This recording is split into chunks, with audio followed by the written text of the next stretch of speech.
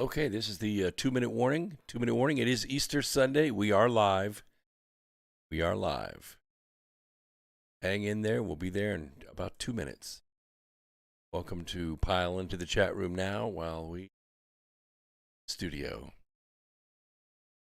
Special Easter Sunday program tonight.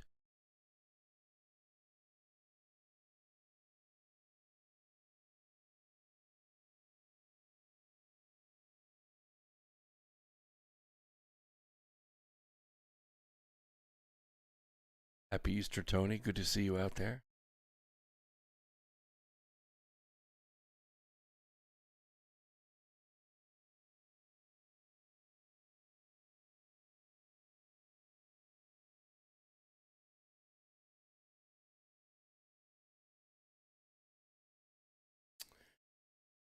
Okay. Everybody's streaming. Good. Everything's 5x5. And we bring this in about. So hang in there. We're still on break. Take it easy. It is Easter Sunday, and yes, we are live. I promise you're going to enjoy the program.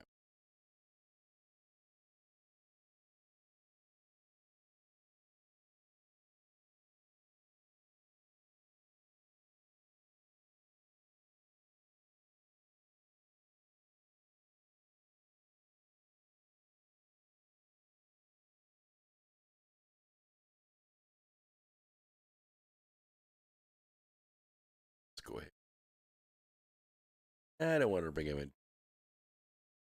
About 30 seconds. Hang in there.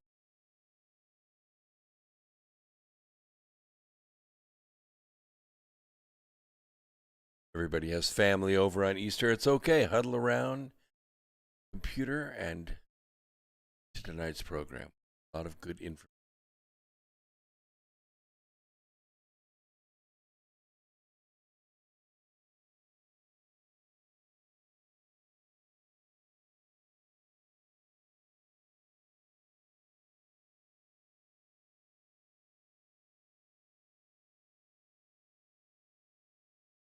Yeah, everyone could be taking a nap. It's not Thanksgiving. We have a good crowd on Thanksgiving night, but Cherokee Drifter is there. Good to see you. It's Happy Resurrection Day. Okay, let's go ahead and bring.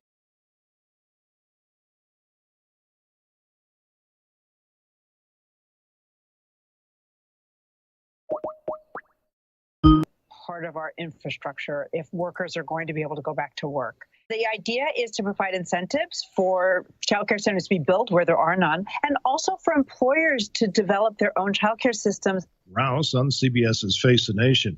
One secret prison unit at the military's Guantanamo Bay Detention Center has been closed.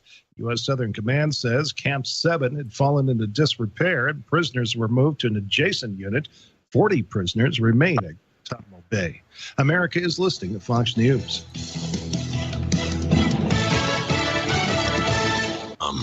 Indeed is the job site that makes hiring as easy as 1, This 2, 3. is the Truth Frequency Radio Network. TFR. Truth Frequency Radio.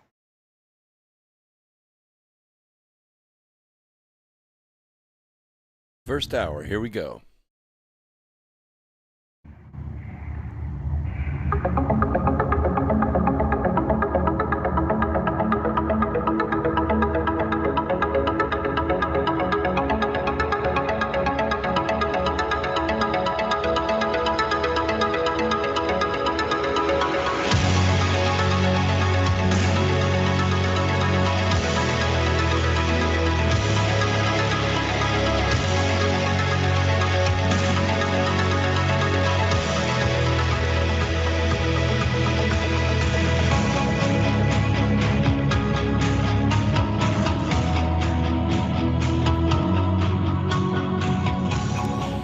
Greetings, Earth Explorers. Welcome to X Squared Radio. I'm your host, Brooks Agnew, coming to you live this Resurrection Day from a location east of the Appalachian Mountains. This is where the past meets the future, and here the results are always positive. Might go a little past your imagination, but have no fear. You will be safely traveling with us. As I said, it is Resurrection Day 2021. Might be a little bit sparse on the live listenership, but that's no problem. The archives are almost as good. We got a lot of information to go over, and I do have an Easter special tonight for you. I think we'll get into it at the top of the hour. But I just want to give a good chance for everybody to have an opportunity to listen to it. Danny, good to see you out there. Blue Otter, Mark, and Tony, welcome. All coming in on YouTube today. So there's a mystery drone that keeps buzzing the U.S. destroyers during exercises off the coast of California. This is kind of interesting because, range on these drones is, if it's a remote control, you have to be pretty close, like within a quarter mile or so to be able to fly it. But if you're flying a quarter of a mile and you're controlling a drone a quarter mile from a destroyer, you're in harm's way. New details have emerged of how mysterious drones harassed U.S. warships off California on multiple occasions back in 2019. This was not known then, or at least it wasn't public. The Navy has yet to determine where the drones came from, who was operating them, and why they buzzed around a group of U.S. destroyers. The incidents were first reported by documentary filmmaker Dave Beatty, with new details obtained by the news website The Drive. I'm going to leave the links in my notes, so if you want to do more research on this, you can. But the vessels involved were the destroyers, the USS Kidd, the USS Rafael Peralta, and the USS John Finn. They were engaged in a training exercise in a military area about 100 miles off Los Angeles in low visibility. Location tells us something immediately. These were not hobbyist quadcopters that happened to see some cool ships and flew over for a look. Something far more deliberate. At 10 p.m. on July 14th, lookouts on the USS Kidd spotted two drones, two of them, which they described in the log as unmanned aerial vehicles, or UAVs, without providing details. 10 minutes later, the USS Rafael Peralta and USS John Finn made their own sightings. During this period, the ships were carrying out a form of radio silence with minimal communication, a common practice during exercises to make the ships difficult for electronic eavesdroppers to spot. The ship's logs noted that the drones followed the Kidd and at one point matched its speed and bearing, and with one drone hovering above the helicopter pad. That's very provocative. The encounter lasted 90 minutes, much longer than the endurance of these small drones, which typically have flights endurance of about, depending on how fast you're flying and how much climbing you're doing, between 15 minutes to 30 minutes. That's about it. 90 minutes is a long time. Now, the drones departed, and despite the destroyer's impressive array of sensors, which include radar, thermal imaging, electro-optical systems, which can see in the dark, by the way, and devices which can detect and locate radio transmitters, guess what? They were not able to determine where they went or where they were being controlled from. A similar event occurred on the following night, the very next night, in the same location, starting at around 10 p.m. Let's see if I double check that there. Yes, 10 p.m. On this occasion, the warships contacted the nearby cruise liner Carnival Imagination, which confirmed that the drones were not theirs. Nobody on that ship was flying a drone, and that they could see 5 or 6 drones flying around the Navy vessels on their radar. This time, the encounter lasted 3 hours.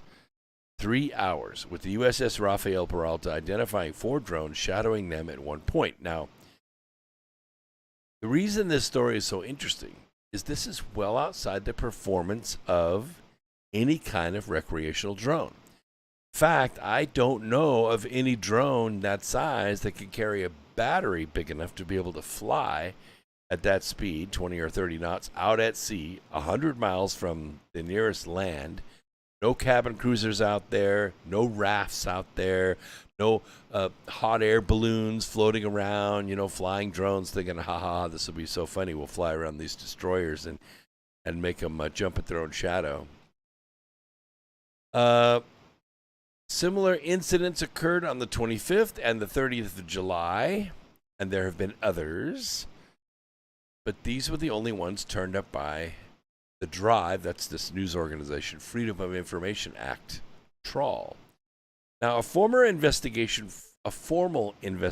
followed involving the Navy, the Coast Guard, the FBI, and other agencies. Investigators contacted the operators of several commercial ships in the area, as these were seen as the most likely source of the drones, but everybody said no. Everybody drew a blank. Many suspected that the drones must have originated from another unit in the U.S. Navy. The U.S. Navy's Fleet Area Control and Surveillance Facility, based in San Diego, which is responsible for drone operations, but that was 100 miles away. They said the drones weren't theirs either. They may have come from another element of the military, but whoever it was is not coming forward. And they made no attempts to try to shoot these things down. That's the peculiar thing. The incident is immediately reminiscent of the multiple incursions of drones over the U.S. nuclear facilities that were reported last year. Some 24 nuclear sites suffered 57 drone incursions from 2014 to 2019 during the Obama administration. In one of the more dramatic incidents in September of 2019, 5 or 6 drones flew over the Palo Verde nuclear power plant for nearly 90 minutes. Again, well beyond the performance of the average drone. I have friends that have drones. Some of them are quite expensive, like upwards of $1,000. We're not talking about, cheap drones. We're talking about major drones that can reach speeds of 80 or 90 miles an hour. They don't have the ability to stay in the air for 90 minutes. And they don't have the ability to fly that far away from the controller. Now, sometimes you can send them out, and once they get beyond controller range, they go into failsafe and they go into home position. So they don't go like wandering out at sea looking for interesting things. They immediately, once they get out of range, they go back to the last known position of the controlling frequency, and they will seek to land automatically. Now, as with the Navy incident, the drones were not single, but operated as part of a coordinated group. As with the Navy, these were larger craft with greater endurance than the consumer models, suggesting an operator with considerable resources. Once you get up to these drones that are 3, 4, 5 feet, you're talking upwards of $100,000. And as with Navy encounter, investigators failed to establish who flew the drones, where they were flown from, and most of all, why they were flown, and whether they were actually taking photographs or not. I think I'm with you, Alan. Alan says, I think it's anyone's right to destroy any unwanted drones that fly over one's property. That's going to get you in trouble. There have been people that have been arrested whipping out a shotgun and blasting a drone out of the sky that happens to fly over their property that's maybe filming their wife sunbathing by the pool. But the guy gets in trouble for discharge of a firearm and all that stuff. So, by the way, we have a listener out there on DLive. And Analnza 11. Thank you from Kentucky up there. Good to see you up there. What is it? The Italian station says, "Can I get a hunya?" Okay. Hi. See you. Now, what we cannot do is assume that such encounters are trivial and that they can just be ignored. It seems likely the drones were gathering intelligence, possibly about the radio signatures of particular warships, but they might have more serious purpose. Simply flying around a warship, a drone can cause lots of problems. Not least of which by interfering with the helicopter operations, and a drone nearby with a jammer can cause far more disruption than a larger aircraft at a longer range, because jamming strength falls off with the square of the distance. So you only need a few watts to do it if you're just hanging outside the window.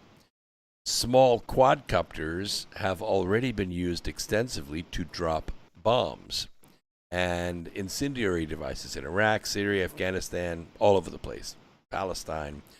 And even a small explosive charge is enough to knock out radar, communication antennas, or even kill people. It would also be a mistake to assume that current destroyer weapons can easily knock out drones. A 2020 USNI study highlights how small drones can mission kill a destroyer, not sinking it, but preventing it from carrying out its mission. Expect to read more about this story as the facts emerge, and we will try to keep you posted. But as for the present, it's all mysteries. All mysteries, all questions, no answers.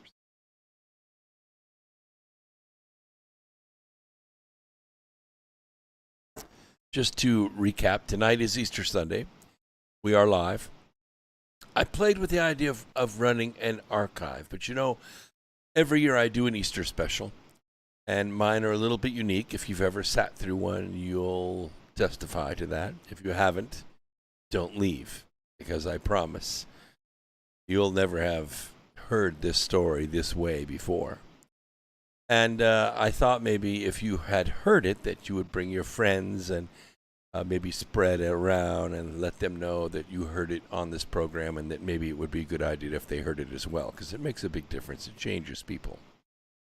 Big D 1955, good to see you out there as well. Space Lincoln Landrew, good to see you. Saw an ad for an electric Hummer. Yeah, that's old news. Somebody said, oh, somebody finally made an electric Hummer.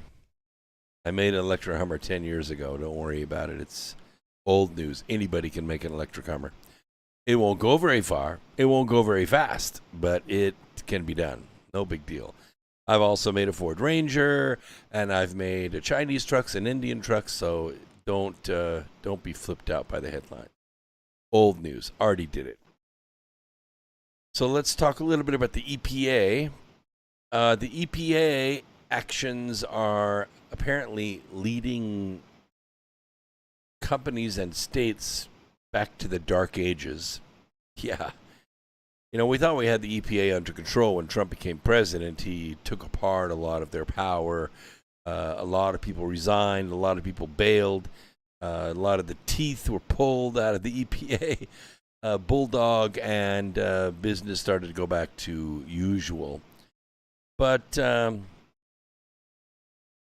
Dogstar. Good to see you out there on YouTube.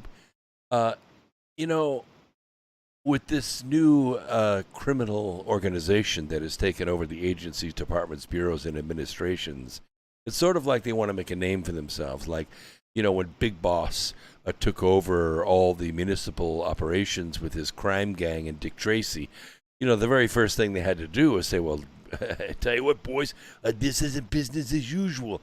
So it was a big shakedown.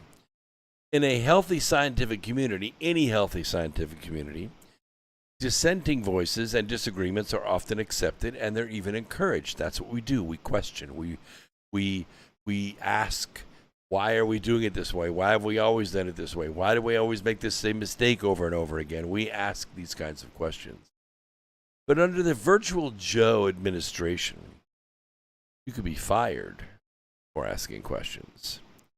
Yes, the new Biden-appointed administrator of the Environmental Protectionist Agency, Michael Regan, reportedly purged dozens of scientists and other experts put on key advisory boards under former President Donald Trump Wednesday of this week. Rather than in the shadows, as is the norm for these sorts of purges, Reagan happily told the AP about his reset in an interview with them. Ironically, the administrator said in the interview that his purge would return the EPA to its time-honored practice of relying on advice from a balanced group of experts. You know, experts in the art of protecting the corporations that make up the EPA.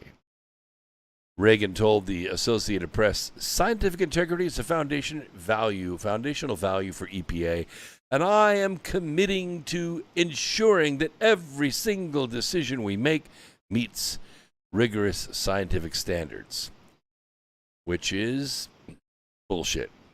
Oh, sorry. Did I say bullshit? I didn't mean to say bullshit. I just slipped out. The administrator is reportedly attempting to restore public confidence in the EPA, and one would think this process would begin with not removing the opposition outright. Reagan, however, says to do that, we have to identify and root out any decisions from the past that were not properly aligned with science.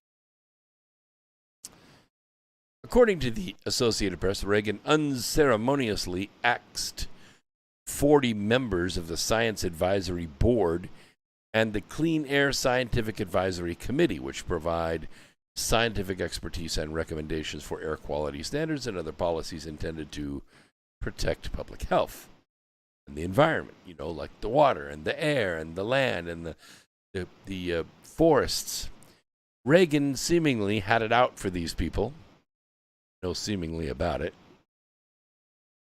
The administrator took office less than a month ago and already specified in a Wednesday media release that resetting these two scientific advisory committees will ensure the agency receives the best possible scientific insight to support our work to protect human health and the environment. Today, we return to a time-tested, fair, and transparent process for soliciting members to these critically important advisory bodies. Yeah. So you understand what's going on there, right? This is fascism at its best. The administrator couldn't even keep up bipartisan appearances. Reagan told the AP that we set the agenda here based on the president's vision, and we are charged with protecting the public health and the environment, not them. This purge is seemingly just part of a much larger White House-led investigation into Trump-era political interference in science across the government. Yes, I'm sure. Interfering with science. I see. The White House Office of Science and Technology Policy, that's right next door to the Deputy Chief Director of Paper Towels, tweeted on Monday. I thought we didn't like tweeting. Maybe this is okay. Tweeted on Monday about its new Scientific Integrity Task Force. Bullshit. Claiming it would deliver real results based on science, not politics, which basically means real results based on politics and not science. If Virtual Joe's display of bipartisanship thus far are representative of this task force's policy, I wouldn't be so sure that exactly the opposite is taking place. It's pure politics and has nothing to do with science. Some, rightfully, have pushed against this move. John Graham, who's a leader of the SAB, reportedly defended his board's work in a small email, saying it has exposed the scientific shortcomings of the Trump EPA's plans to weaken greenhouse gas standards for autos and remove numerous water bodies from the federal pollution protection, according to the AP. In other words, we try to decipher this for you. In other words, Mr. Reagan assumes this board can now, thanks to the removal of these experts, do the work it had already been doing throughout the Trump administration anyway. Graham was reportedly saddened by Reagan's radical action, and frankly, he's absolutely right to be. Regardless of the political affiliation of the board members, Reagan decided were either unnecessary or too politically charged because they're Trump supporters, to make science-backed decisions. These people were already fighting for the science integrity. The administrator wants to see the return of its self-sabotage. And unfortunately, it's once again a case that will likely end up hurting the American people far worse than Biden's approval rating.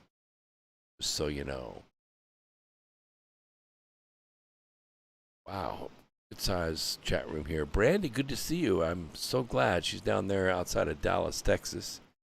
And Mojo Palms 1 out there. Let's see who else. Overland Lad. Happy Easter to you, my friend. Yeah, well, there's more to the president's movement than meets the eye. We're going to talk a little bit about that when we get a little bit further into the program. Some space-based stuff. The Psyche mission, and that's what it's called. If you don't think people are paying attention to my latest book, Asteroid Mining: The Future of Energy, you are mistaken. Set to launch next year is the agency's Psyche spacecraft. Yeah. And it's going to explore a metal-rich asteroid in the main asteroid belt between Mars and Jupiter. A major component of NASA's Psyche spacecraft has been delivered to the agency's JPL in Southern California, where the phase known as Assembly, Test, and Launch Operations is now underway. Now, over the next year, the spacecraft will finish assembly and undergo rigorous checkout and testing before it's shipped to Cape Canaveral, Florida, for an August 2022 launch to the main asteroid belt. I find this very exciting. And the way that they develop these space programs, they're inspired to do so. There are lots and lots of asteroids out there, but they've identified this one. By metal rich, they mean gold, platinum, other precious metals. Some of these asteroids are worth trillions. They would, if brought back to Earth, would make gold one of the most common elements on the Earth, next to maybe copper. Just incredibly, incredibly wealthy. Reality Nonfiction 2, good to see you out there. Happy Resurrection Day to you, my friend. Yeah, I get that. The large box-shaped structure made a dramatic entrance as it rolled onto the white-walled clean room floor. My father used to build the clean rooms, so that's how I know. Of a JPL's storied High Bay 1 of the spacecraft assembly facility in Pasadena, California, not far from where I graduated high school. And it's, of course, kind of the centerpiece area of the Birth Trilogy, because I grew up there, so I have a lot of the details that went in the book. You birthers out there. Not birthers like birthers, but birthers like birthers, okay? Birthers, you know what I'm talking about. Some of the chassis' most visible features include the 6.5 foot wide high gain antenna frame that will hold the science instruments and bright red protective covers to safeguard delicate hardware. Of course, once this thing gets out there past Mars, between Mars and Jupiter, the asteroid belt is filled with hundreds of thousands of asteroids, some of them very large, like Ceres, and some very small, about the size of a suitcase. This one's going for one they've already identified. And let's read on a little bit. I don't know if they're going to latch onto it and take a sample of it and send back the information. Let's see. A major component of NASA's Psyche spacecraft has been delivered to the agency's JPL. Yes, got that part. Let's see. That story a little shorter. Okay.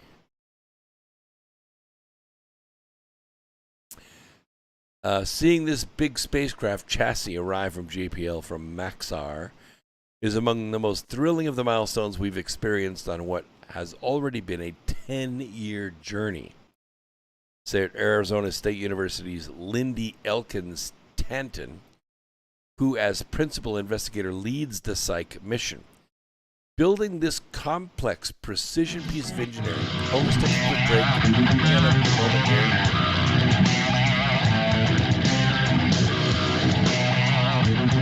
Yes, we'll send TFR on its break, and then when they come back, we will be here. How many people? The phone lines are open there, too, so I've got the phone lines posted. 213-233-3998 if you want to call in. So we are watching. Not many people in the chat room there at TFR, but it's Easter Sunday, so a lot of people are taking a break. Let's see.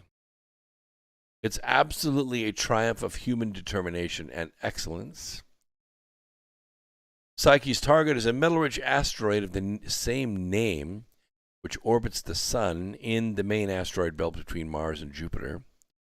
Scientists think that Psyche is largely iron and nickel and could be the core of an early planet. Exploring the asteroid Psyche, about 140 miles, it's actually 226 kilometers wide, could lend valuable insight on how Earth and other planets formed. Over the next 12 months, the project team will be working against the clock to meet deadlines in the run-up to launch. You don't want to miss your launch engine. Engineers and technicians prepare to move the chassis. I think it's going to head out anytime now, in the next couple of weeks maybe. They said it's exciting watching it all come together, and it's part of the project's life cycle that I love the most, said Psyche project manager Henry Stone of JPL. But it's really intense. It's an intense phase as well. It's intricate choreography. And if one activity runs into a problem, it can impact the whole process. Staying on schedule at this phase of the mission is absolutely critical.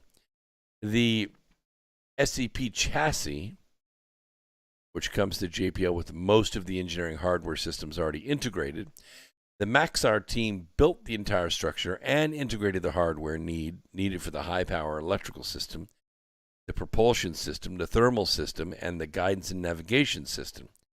I think this might even be using ion drive. Mistaken. Psyche mission will take advantage of Maxar's super efficient electric propulsion system, right? Ion drive.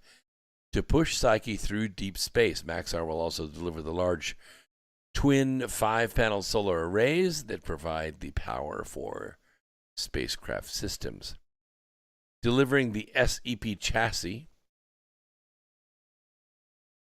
They said, we're proud of our team. We've managed to design and build an SCP aircraft for a 1 billion-mile journey through our low-power environment, all while prioritizing the health and safety of our team during a global pandemic, blah, blah, blah.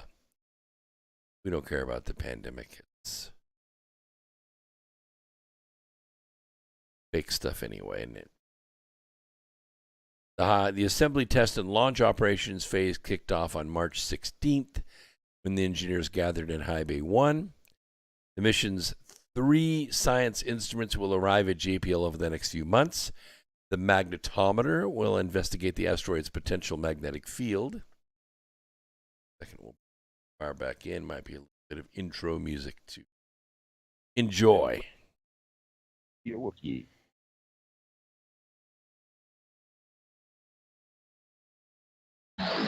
No hate, no hype, no fear. We are TFR. Your protection from deception.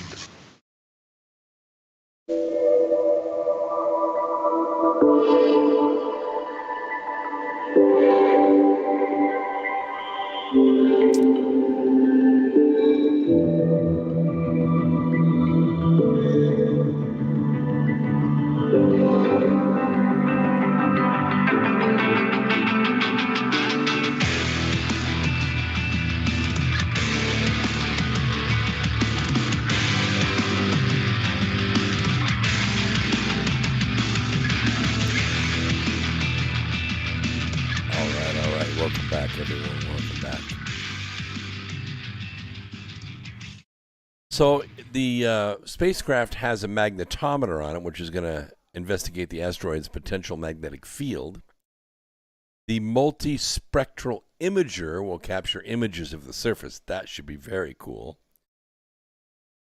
And the spectrometer is going to analyze the neutrons and gamma rays coming from the surface to determine the elements that make up the asteroid. JPL is also providing a technology demonstration instrument that will test high data rate laser communications that could be used by future NASA missions. I think it's very cool to look at. I'll leave the pictures in my, I might put them in the newsletter. I don't know. Y'all want it in the newsletter too, or just keep it in my notes that you can access on the Sunday night programs? No, everyone didn't fall asleep. It's just, it's Resurrection Day, so everybody had the Friday, Saturday, and Sunday off, probably over 8. I don't know of any games that are on. Do you? I'm not really sure. Just not many people out there thinking about listening to internet radio. But once a full spacecraft is assembled, the orbiter is going to move from the spacecraft assembly facility to JPL's large thermal vacuum chamber. This is a massive undertaking in itself. It's going to simulate the harsh environment of deep space. The chamber is where JPL engineers will begin the heavy-duty testing to ensure the entire machine can survive deep space, thrust with the electric propulsion system, and take scientific measurements and communicate with Earth. Now, by next spring, the fully assembled Psyche is going to be shipped to the Kennedy Space Center, August of 2022. And the spacecraft will fly by Mars for a gravity assist in May 2023. And in early 2026, will go into orbit around the asteroid, where it will spend 21 months gathering science data. It's pretty cool stuff. Pretty cool stuff. One more science story. Tonight is Easter Sunday, or what we call Resurrection Day. And typically what I do, not typically, but I have done for now, 17 years, on America Free Radio, X Squared Radio, is to give a special Easter message. And that's what I'm going to do tonight. So if you haven't heard one before on this program, then you need to stick around. If you have heard it before, tonight's is a little bit different. I don't make them the same every year. It's a matter of meditation and prayer, how these things go together, but I think you're going to enjoy it. I really do. And I may cut it out or edit it out and make it its own Easter broadcast for the world. And also, you people that are listening on YouTube, YouTube's days are numbered. Not that YouTube is going to disappear, but YouTube is systematically purging programs like mine. They've already taken out most of my competitors, most of my colleagues. So it's only a matter of time before they take me out too. They don't like real science. They don't like clear and concise analysis. And they don't like you. So we have taken steps to make sure that all of the content on YouTube is now cloned and available on Odyssey. Yes, Odyssey. And if you go to my Facebook, Twitter, LinkedIn, Gab, MeWe, Anon Up, WeGo, every social media that I can think of, I have listed my Odyssey address. So I will try to put it in the chat room at the bottom if I think about it before the end of the program. I'm definitely going to leave it in the description right here at the bottom. You can see, I can't reach down there because, see, the camera only goes so far, but right down here at the bottom is my Telegram address and also my Odyssey address. So if you want to look at these archives, if they get purged off of YouTube for some reason, they're all going to be on Odyssey. So everything is safe, okay? All this information, megabytes and megabytes and megabytes of truth, are all safe for you. One more science story. We're talking about the first helicopter on Mars. It's officially on Martian soil. NASA's Mars helicopter, which is called Ingenuity, touched down on the surface of the red planet after being dropped by its mothership yesterday. Let's see. The helicopter's first flight is just over a week away. Its 293 million mile journey aboard NASA Persevere ended with the final drop of 4 inches from the rover's belly to the surface of Mars today. I know you can hear laughing in the background because my stupid cat opens the office door, comes in, wanders around like, hey, here I am, pet me, but he fails to close the office door behind him. So the office door is open, and you can hear a conversation going on in the rest of the house. NASA's excited about this helicopter, and I am too. If all goes well, Ingenuity will perform a series of ever longer flights over what's called Jezero Crater. Let's see. Each flight should reach no higher than 16 feet and will be conducted over a 300-foot-long flight range. NASA plans a series of tests before that first flight to fire up Ingenuity's 4 rotor blades. They spin at approximately 2,537 revs per minute. While Perseverance watches from a safe distance, the rover will be stationed a safe 16.5 feet away from the drone before the first flight. But of course, Ingenuity must survive the bitter cold of the first night alone on Mars. The helicopter's battery will power its heater enough to maintain a steady temperature of about 5 degrees Fahrenheit. The Ingenuity team will be anxiously waiting to hear from the helicopter the next day. Did it make it through the night? If the solar panels are working as expected, all that stuff. Mission team observers or members will closely watch Ingenuity's temperature and battery performance over the weekend to ensure the helicopter is healthy. If everything looks good, Ingenuity can then move on to its rotor tests and other system checks ahead of the first flight. A lot of people don't know this, but it is just part of NASA's ambitious Perseverance rover mission to explore an ancient delta in the Mars Jezero Crater. The rover is expected to spend the next 2 years exploring the area to seek out signs of ancient life. Perseverance will also collect samples of Mars rocks to be collected and returned to Earth on a later mission. It just weighs about something like 4.5 pounds. It's not very heavy. Thinking it's got to weigh more. Batteries weigh more than that. Hang on a second. If I can find the information. No, I'm not exactly sure how much it weighs. Yeah, it's got to weigh more than that. It's got to weigh 30 or 40 pounds anyway, to have all that motor and all that battery and heater and 4 blades and yeah. We'll find out. How about that? I'll find out how much it weighs. All right.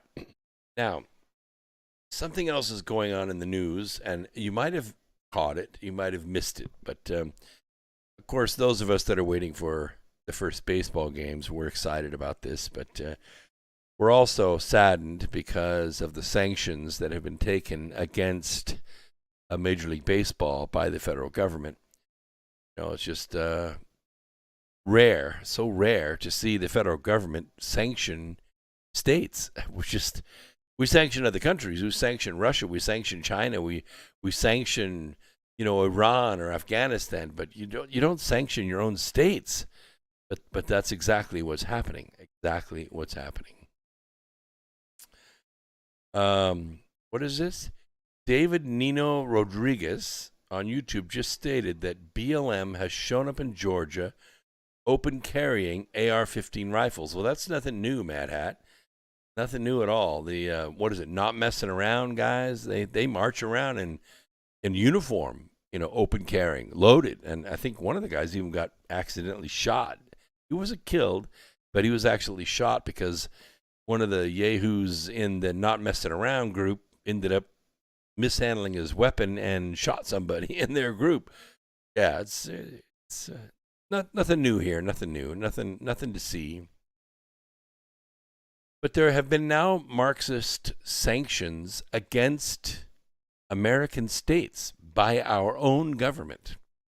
In case you missed it, Virtual Joe has, for the very first time in American history, called for presidential economic sanctions of a member state because the citizens of that state dutifully and legally passed legislation requiring voters to have ID in order to receive a ballot.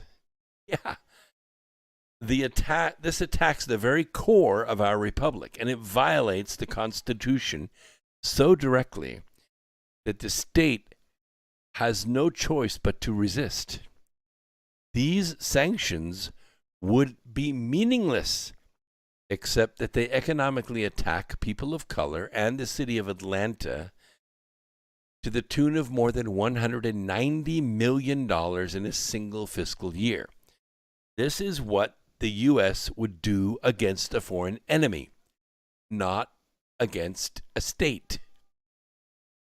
The Marxist puppet, Virtual Joe, is ordering federal economic sanctions against the masters, which, by the way, are not going to move from Augusta, the Atlanta Braves, the Atlanta Falcons, and the Atlanta Hawks, along with the UGA and Georgia Tech football. They're doing everything they can do short of marching federal troops into Georgia to ensure cheat by mail is the only election system in America. They have used it twice in Georgia in less than 3 months, and it worked flawlessly both times. True, a few young staffers had to be assassinated who were about to go public about the criminal nature of Ballots R Us, the massive counterfeiting operation that creates bogus ballots needed by the Marxists to cancel out the vote of U.S. citizens. But that is a small price to pay for unmitigated victory, don't you think? It is now the internal policy of Virtual Joe to use the establishment party in Washington to sanction any legislation any state happens to sign into law. He has already made public his intent to punish the local population for what he personally decides are their errors. In order to avoid these sanctions, Virtual Joe is requiring state and local municipalities to seek approval by President Biden on legislation that they might be considering. Let that sink in for a second. The Democrat Party is no longer elected, as is also a large portion of the Republican Party, that are the remnants of the fascist establishment party originally established by FDR and codified by Jimmy Giveaway Panama Canal Carter. They are openly and unabashedly instructing, promoting, assisting, and condoning federal employees punishing their political opponents. Virtual Joe is deeply compromised by Ukrainian crime bosses and the communist government of China. He simply is not in a position to represent Americans anymore. The fascists in Washington need to stay in power and make sure that young allies are also appointed into office through the cheat by mail program that worked so well for them in 2018, in 2020, and 2021. In order for that program to continue, they must drive home their assertion that African Americans are not intelligent enough to get a driver's license or a photo ID so they can equally participate in American society. This includes voting and getting vaccinated if they so choose. The call for unity by Virtual Joe is nothing less than an extermination order issued for all Americans who oppose his dictatorship. When your time comes to stand up for your rights, what will you do? How about your neighbor's rights? Will you stand there and let your neighbor be tased and beaten at the local market for not wearing a mask? Will you defend your neighbor's right to vote and have his vote protected against a fraudulent ballot printed and counted to cancel his vote out? Will you put your mask on and bow your head and roll up your sleeve because you think Virtual Joe has your best interest at heart? Or because you just want to get on an airplane or go to a movie? What are you willing to live without? If Virtual Joe sanctions your way of life, a bus ticket, an Uber or Lyft, eating at a restaurant, a baseball game, a first date, a family reunion, church, when will you remember who you are and stand your ground for rights given to you by God? Are you a free people? It's time to say, not one more inch. I think you agree with me. In the chat room, anybody disagree with me in the chat room? Not one more inch. Not one more inch. What is it you said, Brandy? The claim is that the minorities cannot tell what number is your ID number. Oh, your driver's license number. Oh my gosh. Wow. Yes, we could barter. We could. That would be a little inconvenient, but are you willing to do it? Yes. Mark, I had hesitations also, but no longer. No more. No more hesitation. I stand with you, and I would stand in front of you and protect you. I would. Never liked bullies. Won't put up with it now. All right. Let's see here. How much time do we have in this segment? 8 minutes. I can get started on it. So I'm going to do that because I put this in the middle and I want it to be here instead of at the end. So this is what I'm going to do. I call this section, okay, Kat, go close the door. Go close, no, don't, I didn't say go out. Cats cannot understand English. I call this section the night before eternity. You know, when you read the scriptures, it's sometimes hard to put all the timelines together because sometimes the stories jump around from Luke to John to Matthew to, you know, sometimes Old Testament. You got to go back to Psalms or read something in Isaiah. Isaiah is quoted a lot and used by the Savior a lot. And so over the decades that I have taught from this book, I have sat and meditated or thought about in deep reflection about what the city of Jerusalem was like during Passover, what it was causing in the city among the people, and what the customs were and what the sounds were and smells were. And if you get a chance, you know, you should go there in your mind anyway and just walk around the streets. They're narrow anyway, and a lot of the stuff is old and some of it is modern, and the people are different than they were then. It's more international than it was, but you can get the feel of it. You can get the smell of it. You could talk about the Savior's life for days, but I just want to talk about the last few days. In the hours leading up to the crucifixion, there was a lot going on, and the completion of the prophecies leading up to this grand event and terrible event, but a necessary event.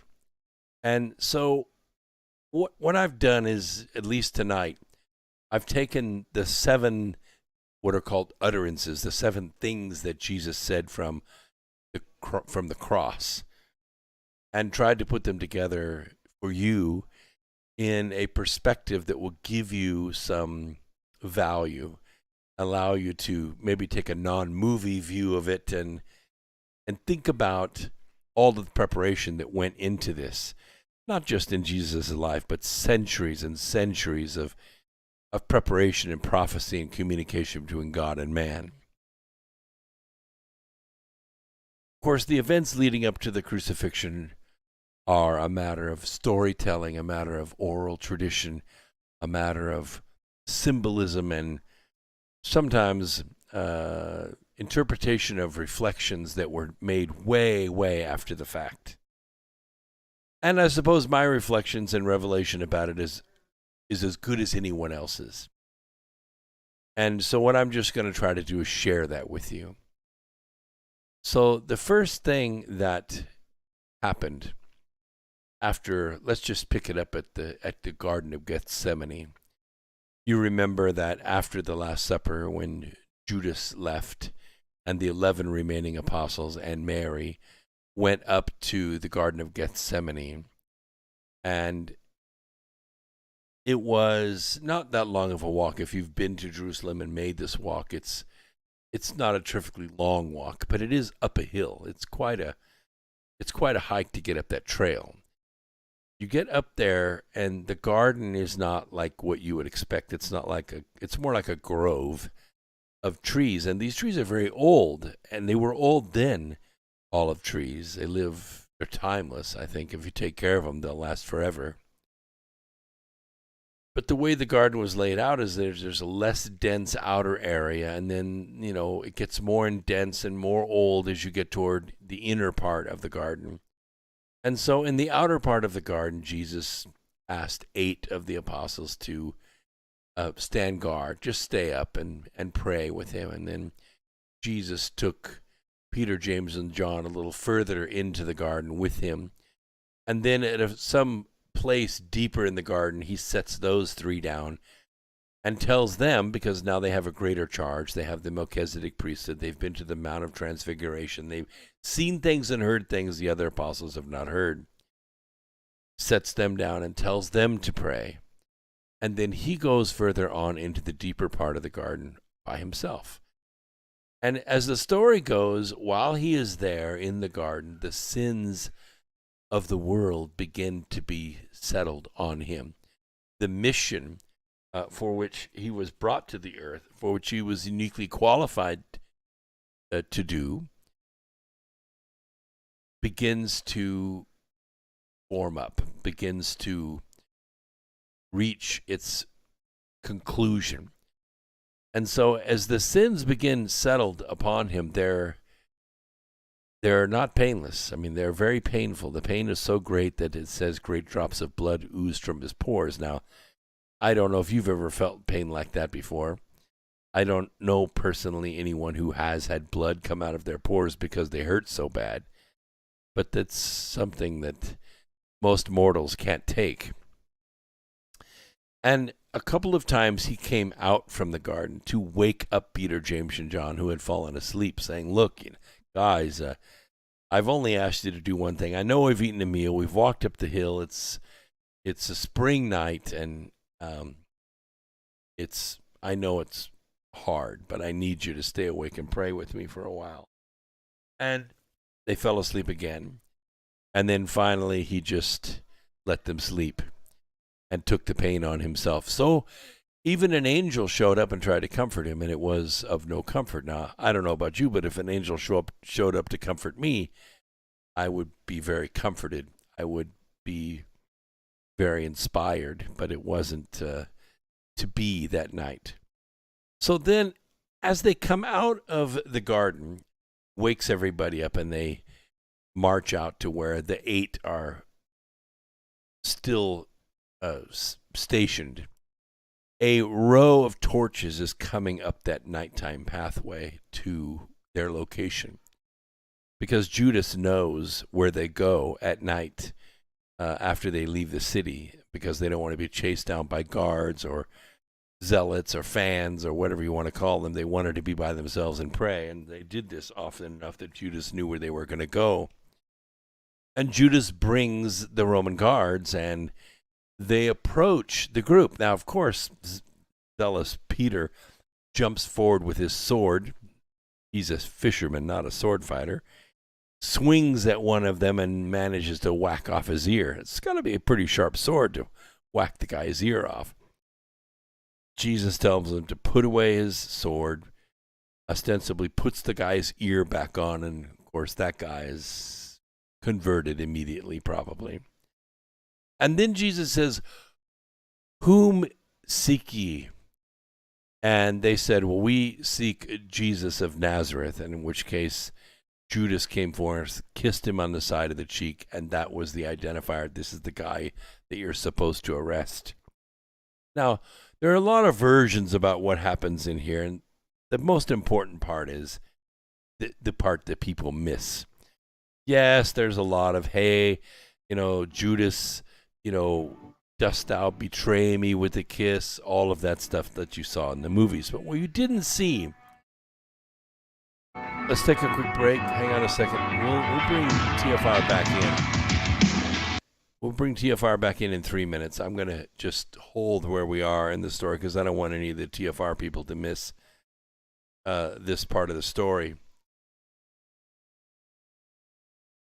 But a lot of people miss this part where the guards are there, they're armed, and that's the one thing you don't want to do is mess with the Roman guard, because if you hurt one, then 4 show up, and if you hurt those 4, 40 show up, and you hurt those 40, 100 show up. That's why they're called centurions. And the reason that there are only 100 is because the Romans are so vindictive if one of their soldiers is hurt. It only takes 100. It only takes 100 to control the entire city, because no one's going to touch a Roman guard, no matter what. But interesting thing happens. I'll tell you as soon as the TFR people come back in. It takes about 3 minutes. People are talking about Bitcoin in the chat room.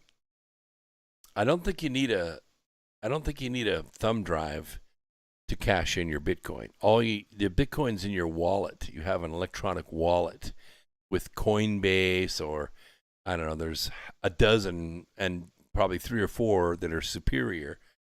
But then what you do is you have all of your cryptocurrency, including your Bitcoin or fraction of a Bitcoin, in your wallet, and then you can spend it that way.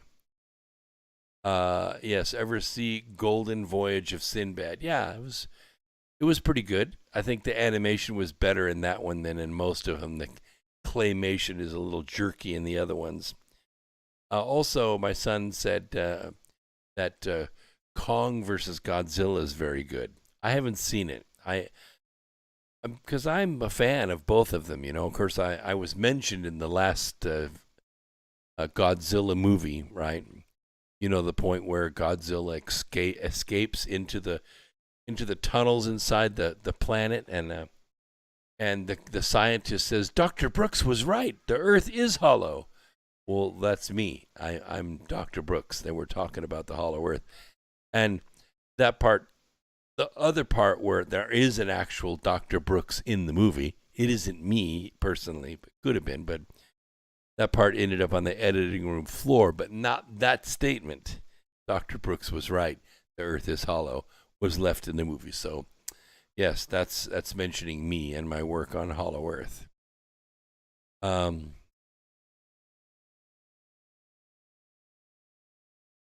Well, just interesting stuff in the chat room.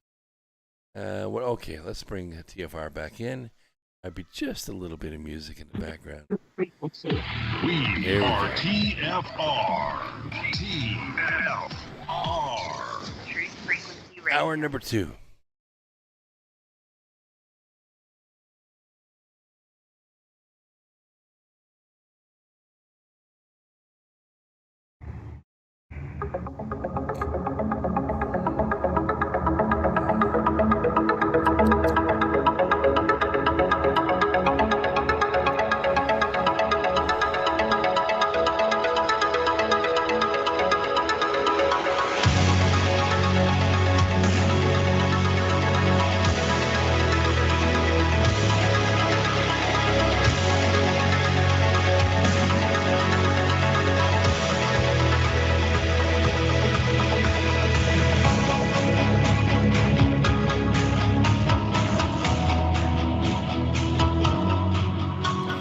Okay, we're going to continue our story about the resurrection. So, anyway, to make a long story short, Jesus supernaturally pushes the guards and the priests that have come with them up the pathway, supernaturally puts them on the ground. They fall to the ground, unable to get up. Now, these are centurions. These are one of the, some of the 100 that handle security for the entire city. They're ruthless, and that's why they get this job, because they follow orders. If the orders were to cut off the arms of every 2-year-old boy in the city, they wouldn't hesitate. They would just do it. But now they're on the ground. They're being held on the ground. And Jesus says again, I say unto you, whom seek ye? And they said, we seek Jesus of Nazareth. And he said, I say unto you, I am he. Now let these that are with me go their way. And then he lets them up. He lets them up. They realize he's letting them up because somehow he's holding them down there. So they realize he's voluntarily giving himself to us. We're not taking him by force. That was force. That was force. So he goes through illegal trials all night long where the priest is berating him and slapping him and spitting at him and accusing him. And Jesus says, not a word. Not a word. And so they take him to Pilate in the morning. Pilate goes through various machinations, sends him to Herod. Herod, he says nothing to Herod. Herod sends him back. And Pilate says, well,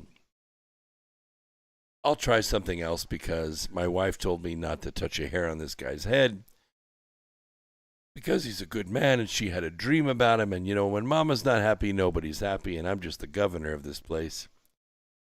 So I'm going to take advantage of an old Hebrew custom. And I'm going to bring another prisoner out because it's Passover. And I am going to give them a choice of releasing this prisoner or Jesus. And so he got the nastiest, meanest, most ornery hombre that they could find, and his name was Barabbas. Oh, he was a terrorist. I mean, he openly fought with the Roman soldiers, and they had him in jail, and he was fit to be crucified anyway. And nobody liked him. He was brash, and he brought a lot of headache down on the people. Because of his activity. And so Pilate said, so here's your choice. You can release Barabbas or you can release Jesus. And Jesus said, I'd never harmed anyone, and everybody loved him. So he thought, well, this is my out. This is how we'll do it. But the priests, part of the cabal that are still around to this very day, they positioned themselves here and there around the crowd and took advantage of a psychological phenomenon called contagion, where the priests, using their authority and their dress and their position, began to holler Barabbas. Well, let Barabbas go. And so the people said, well, gosh, if the high priest is wanting Barabbas to be let go, I will too. I don't want to get in trouble. And so they all asked for Barabbas to be released, which would have left Jesus on the hook to be crucified. So the long story short now is the Pilate wants to get out of it. So he says, I'll tell you what I will do. I will scourge him, and then we'll see. And so they lay into him with a scourge, which is a whip. And you've seen plenty of films of this, not the least of which is the one Mel Gibson did called The Passion. But it lays open the flesh, and it's a gruesome to watch. And at the end of that, they pour salt on it. They put a crown of thorns on his head, and he asks for the crowd to let him go. And the crowd still doesn't want to let him go. They still want him crucified. So Pilate washes his hands, a symbolic gesture that, fine, have your will then. This is not my judgment, but yours. And he turns him over to be crucified. So up the hill, Kat, I've asked you 100 times to close that door. He's ridiculous. We'll close the door.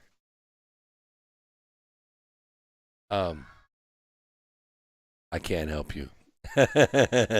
What can you do with animals? They're not able to take instructions. So what goes on now is, as you know, it's illegal for men to line the road going up to the hill for the ones that are condemned to be crucified, because they get really emotional, they throw shoes, they lunge out at the guards, and so only women can weep and wail along the road. But it is, a time of pilgrims, and not everybody knows the law. And there was a pilgrim whose name was Samuel, and he was, because Jesus was too weak to be able to carry the cross himself, he was put into service to carry the cross up the hill, which he did, happily. And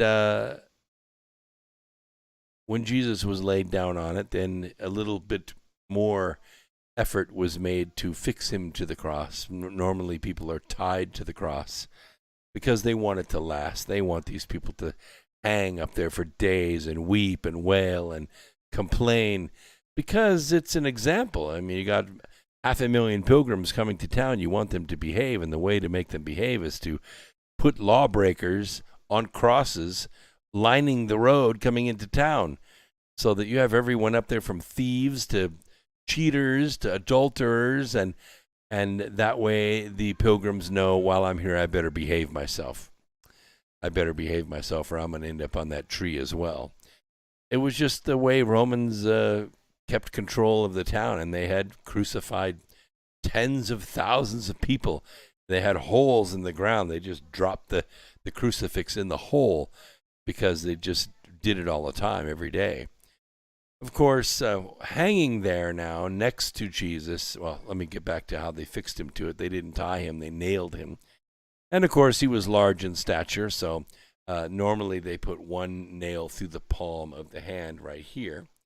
And that's usually enough to hold the weight of the body.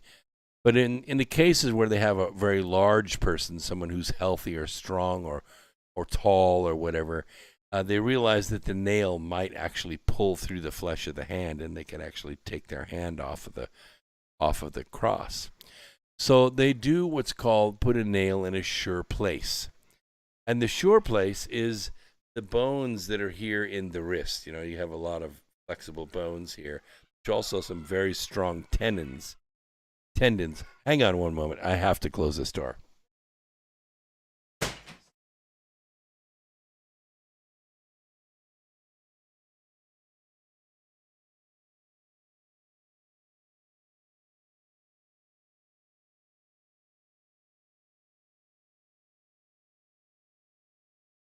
That's a little bit better, isn't it?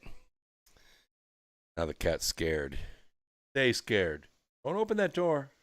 Don't open that door. He's not listening. Anybody want a cat? He's pretty. You'd like him. He's a good cat. Whatever. So they put the nail in the sure place, which is these bones here, and that way it can hold the body weight. And there's one other feature about this that the Romans are very, very good at. There's a nerve that goes through the bones here that takes care of the millions of nerves that are in the fingers. And it also passes down the arm and across the elbow right here. You've hit that before, right? That funny bone area. The nerve is about the size of your little finger. Now, you know that this is the main trunk line of feeling. This nerve is about this big. Of course, as it gets down close to the wrist, it splits off into several pieces, but the main one is about the size of a pencil, and that's the one they hit with the nail.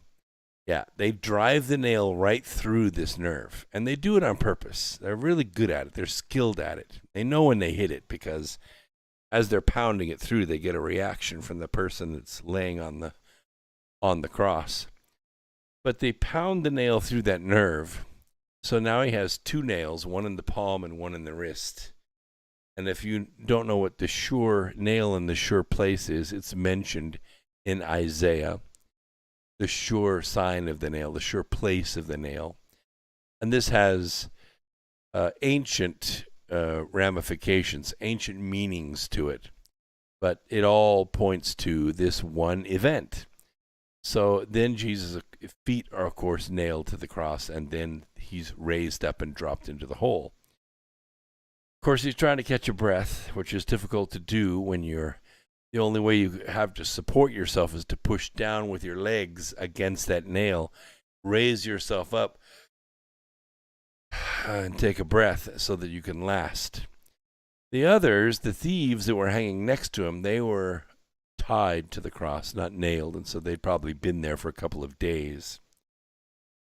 And the first utterance that Jesus says from the cross, I'll say it before and after my explanation. Father, forgive them, for they know not what they are doing. From Luke chapter 23, verse 34. Now, the play that Jesus had watched so many times as a youth in Abydos was unfolding exactly as rehearsed. You see, the record has to be written by one worthy to open the gate. Jesus was becoming the Christ through the things he suffered. The guards were just actors in the play, doing what they had done thousands of times on that hill for their dark and ruthless Lord. He asked for their forgiveness in front of their faces. Do you think they really cared? No more than if you asked for forgiveness of your mortal enemy before he cut off your head in public. Jesus was the most wanted enemy of the state. You sort of know what that feels like right now, don't you? Except you are afraid to turn over the tables of the money changers. You are too afraid of losing your possessions and your credit score to do what Jesus did. You want peace instead of justice. You want mercy instead of war. This cycle is well known for billions of years. Peace, justice, war, mercy. Around and around, over and over again, we go around this compass. And until we understand the pure truth of it, we are cursed to tread this mill. Jesus showed the first step of the tangent away from Lucifer's game by telling us what to do. Ask for forgiveness for your enemy, and then prepare for battle. The next utterance, and by the way, it's interesting, is being observed. Some of these utterances, as I say in Luke, were not written down for decades afterwards, so they were recalled upon reflection, not recorded the day that it happened. The second utterance is the next verse. Today you shall be with me in paradise. But it comes after the two thieves are talking one with another. One knows who he is. The other is more antagonistic. He says, if thou be the Christ, then why don't you get us down off of this cross and we can walk away together? And that wasn't to be. Instead, Jesus says, today you shall be with me in paradise. Now here's all the proof you will ever need that we are eternal beings having a mortal experience. When I was killed in May of 2012, the most amazing epiphany for me was when I came back to the living on that warm evening street, lying on my back as the police officer removed my helmet. I said, that was easy. And it was. There was no pain. I still cannot recall the impact of that mindless driver slamming that car into my motorcycle. At that moment, I realized that once you're dead, it is paradise, with one exception. We regret the people we leave behind. It feels like a letter, perhaps only partially written and yet unmailed.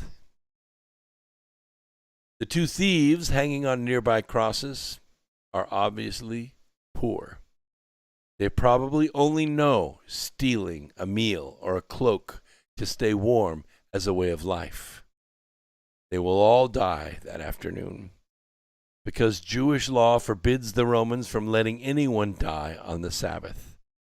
They will come along soon with a cudgel and smash their femur bones so that they cannot push up to catch another breath during the long torture of crucifixion. The rule of Roman law caught them and sentenced them to be crucified on the road to Jerusalem so that other thieves coming from all over the land to steal from Passover pilgrims would get the message by their dying example. Jesus tells them that when they shed this third-dimensional body for a time, they will feel no hunger or pain or poverty. No one will care how you're dressed in the spirit world. Like the words of John Lennon's song, there are no possessions.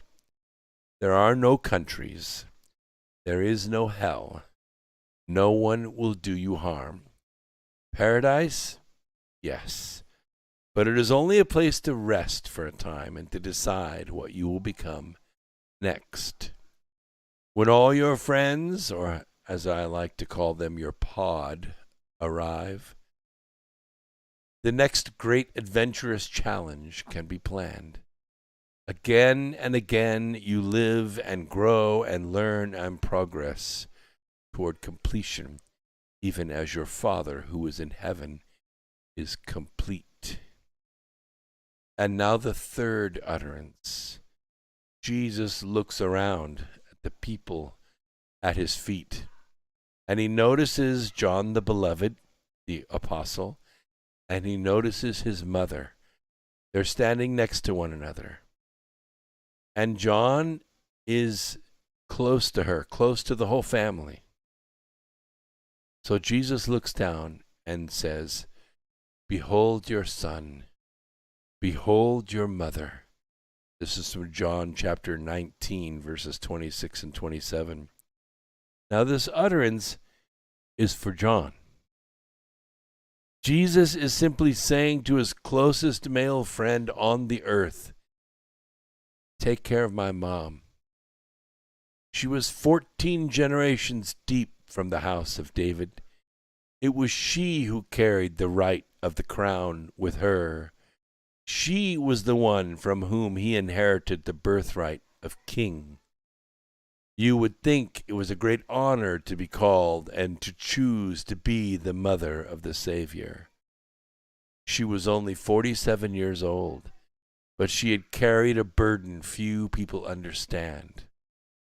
From the time he was a young boy, missing from the caravan and found in the temple, he pierced her soul with pain.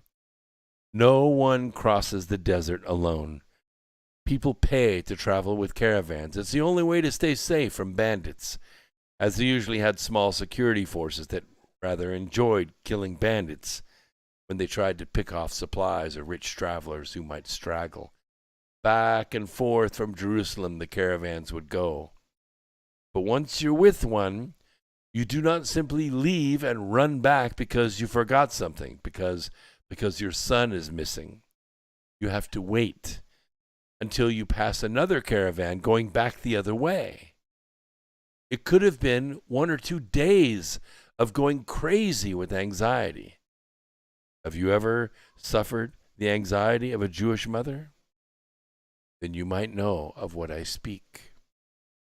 Finally, Mary and Joseph and James arrive back at Jerusalem and begin asking around. Now, it doesn't take long before they get a lead and then another.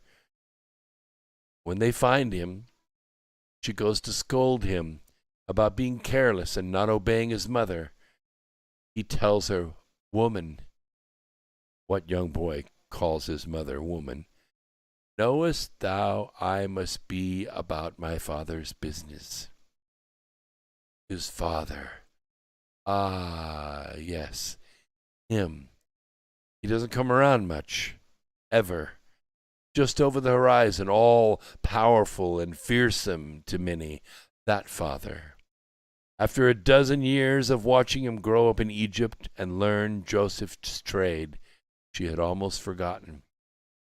Maybe someone else would come along. Maybe another boy, born to a rich merchant or a warrior, would answer the call. Not her boy. Maybe the angel was mistaken. Maybe it was a dream. And then it was no longer a dream. And then Jesus was moving the universe, one mind changed at a time, in the temple. He was fulfilling the prophecy. And then the fourth utterance. My God, why have you forsaken me?"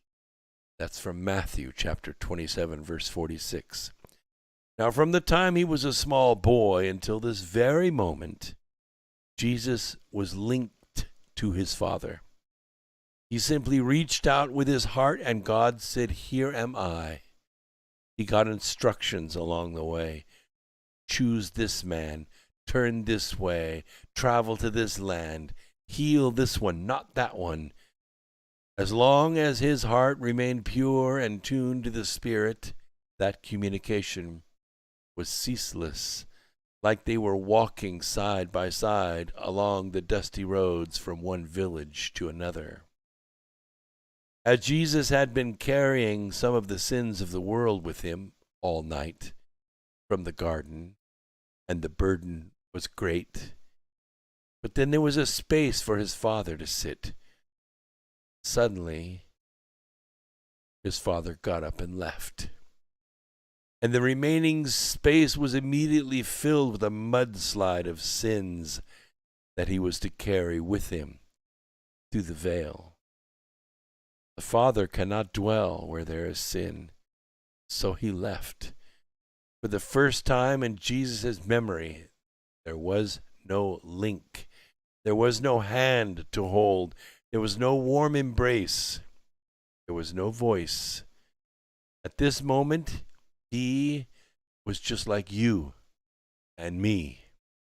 The Father was far away in a distant part of the universe, perhaps, weeping. I think he was. I do. I think about it. Jesus knew, but no faith could prepare him for the act itself.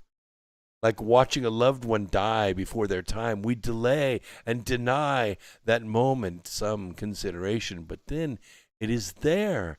It's real and consuming every morsel of energy in the room and you as well. He was consumed, and yet he knew.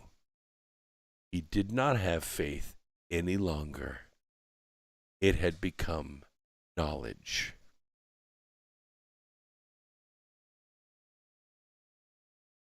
The fifth utterance. TFR is going to go to break in it. We wait for that and send them in about to 15 seconds. And then we'll take a short break, just 3 minutes, and we'll come back with the fifth utterance. Please don't go away. I promise. You'll learn something, maybe, and hopefully you'll feel something. I don't want the people at TFR, the few that are listening there, to miss it. So it's good for their archives as well. We'll let them go to break right now, and then we'll bring them back and continue.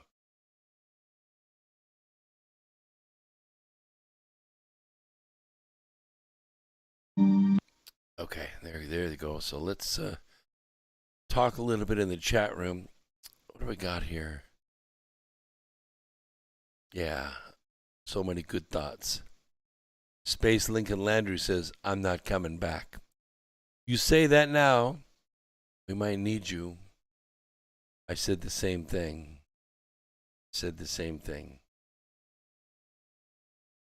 Let's go ahead and fill up. I'm going to add about 100 lemons here and see if I can give them away on D-Live while we're on break here. All right, so we got about 100 lemons in there. We'll find out in about 30 seconds who's listening on D-Live gets to put lemons in their crypto bank. It's real money. It is. You can take it out. I'm just showing my appreciation for you being there on D-Live and listening. It's a great platform. We love the people at D-Live. They work so hard, and they do such a great job for us. 3 seconds. Okay, we have Michael 1973 gets 39.2. Mailer Damon gets 22.9.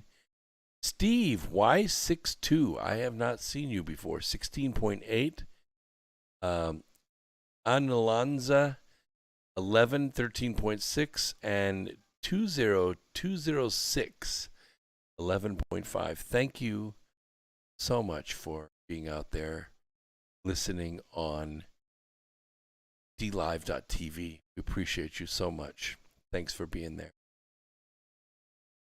Got about 1 minute before the TFR people come back. Thank you very much, A. Carpenter. He says, many blessings to you and your family, and I give that out to all of you as well.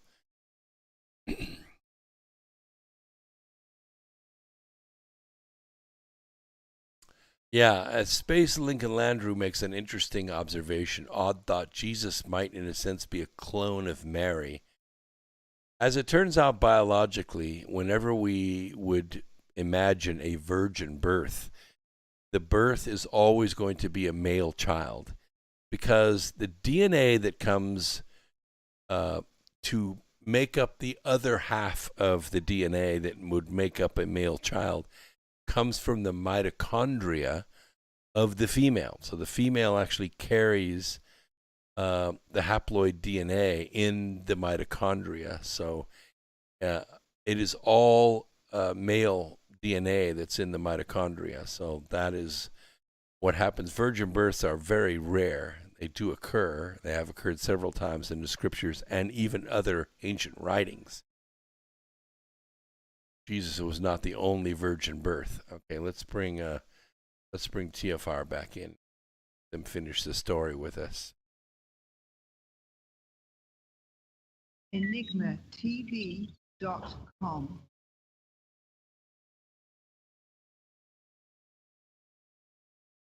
Real people, real radio. Wherever you are, make it TFR. Truth Frequency Radio.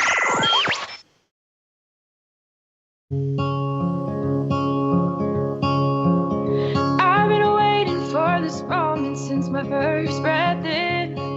Never would have thought I'd be afraid to begin, but here I am, the edge of the water, wondering if I can swim. Never seem to notice all the days pass through, but in this final moment I'm still chasing the truth. I want an explanation why I can't stay here forever in my youth. And if I press on, forever, or would it be wrong to ask you to come with? Tell me, will you wait? Yes, we'll stay here with you forever. The fifth utterance from the cross is, I am thirsty. This comes from John chapter 19, verse 28. Only through the things that he suffered did he become the Christ. While he was there, dying and feeling the pain of it, a short distance away, the final night of the Passover was celebrated with the supper, eaten by thousands of households all over the city of Jerusalem. 500,000 pilgrims sat at small tables with 8 candles and a shank bone, carpus, cheseret, charoset, maror, and a roasted egg, waiting for the lamb to be delivered to their house. Just up on the hill in the city, 256,000 lambs were being slaughtered at the temple. Their blood shed and dribbled over the altar where hundreds of priests worked to prepare the meat. The lambs, for hundreds of years, had been sacrificed in this way, according to strict rules laid out by God for them. Over and over again they practiced the words and the symbols and asked for forgiveness as the lambs took their sins away. And while they ate and laughed and hugged and celebrated their bounty at being able to celebrate as a pilgrim in Jerusalem, the genuine lamb, the one for whom all the millions of lambs had been slain, was hanging on the cross and near to death for the very sins they lamented this night. The sixth utterance. It is finished. John chapter 19, verse 30. He did not die a moment too soon. He waited. For what? What was he waiting for? He was waiting for you. He was waiting for your sins. All of them. Those that you have done and those that you will yet do. His mission was not to come to earth to proclaim his divinity. Why would he ever need our affirmation of that? No. He came to show us of our divinity. He came to show us that we were so important to him and to his Father that he was willing to come and pay the price for your sins. You are the divine ones if you will choose it. For many are called, but few there be that choose. You choose. No one else chooses. No God or host of gods can change that. It's important that you know that. In fact, it is the most important thing that you can learn in mortal life. Now, the waiting was over. It was just him and your sins. He was ready. The section in the Akashic record for the resurrection of mankind was being written by the one and only author who could write it.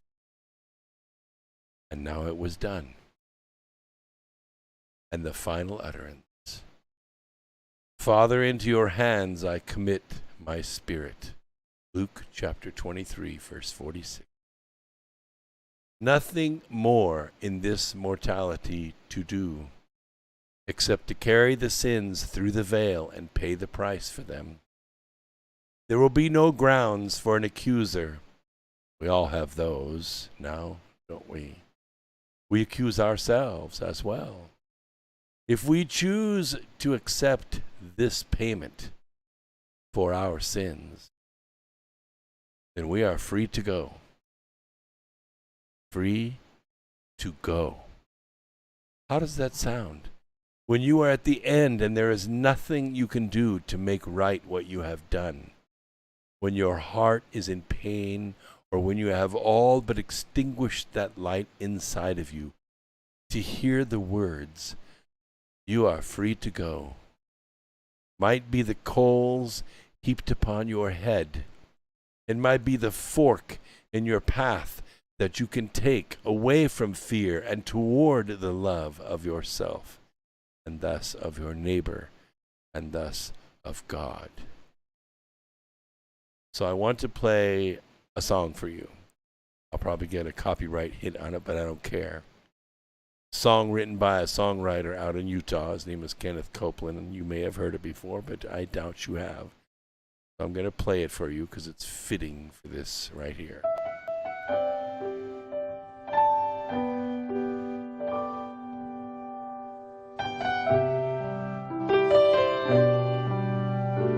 Just please acknowledge in the chat room if you can hear that music.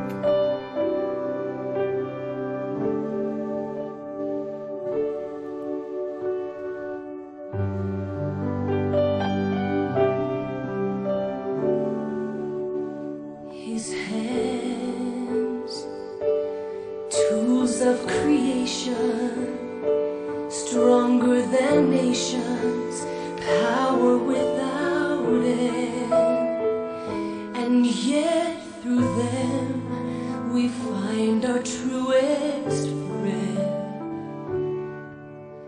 His hands, sermons of kindness, healing men's blindness, halting years of pain, children waiting to be held again. His hands would serve his whole life through, showing man what hands might do, giving, ever giving endlessly. Each day was filled with selflessness, and I'll not rest till I make up my hands what they could be, till these hands become like those from Galilee.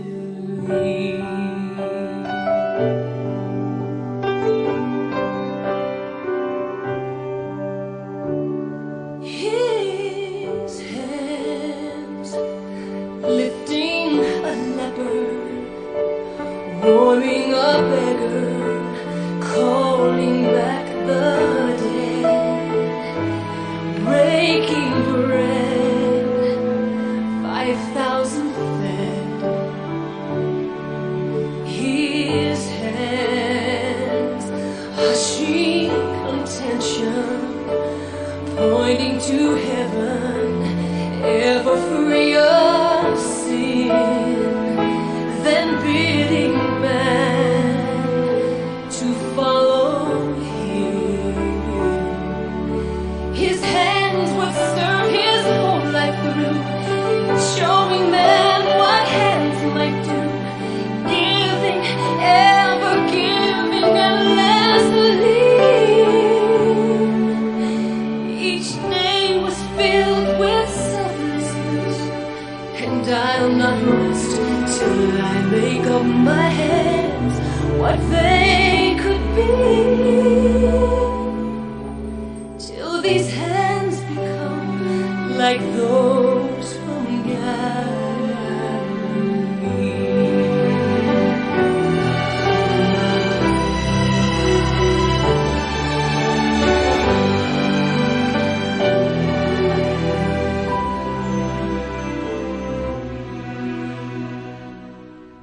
His hands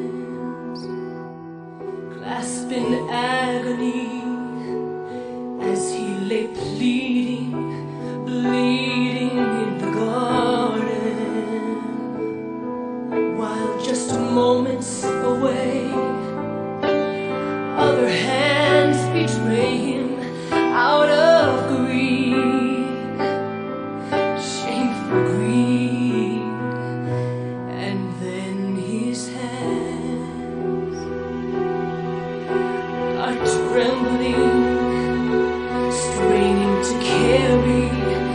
beam that they've been nailed to. As he stumbles through the streets, heading for the hill on which he died, he would die. They take his hands, his mighty hands, those gentle hands, and then they pierce them, they pierce them. He lets them because of love. From birth to death, a selflessness, and clearly now I see him with his hands calling to me. And though I'm not yet as I would be, he has shown me how I could be. I will make my hands like those from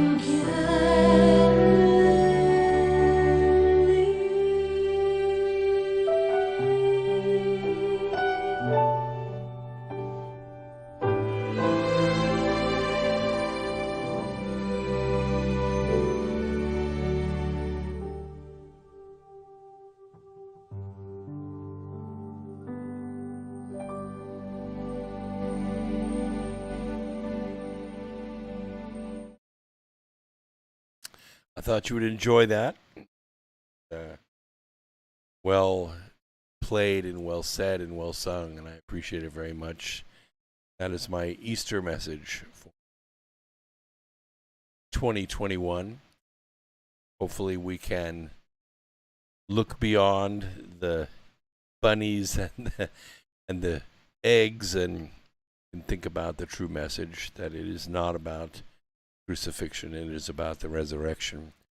And it's kind of interesting how great his love was, not just for us, but also for Mary. That scene where it shows that he had returned and Mary was alone, and she was looking for him, and she did not recognize him right away, and she asked him, what they had done with him. And he asked her, "Woman, why weepest thou?" And she didn't recognize him. But then he had a certain way of saying her name.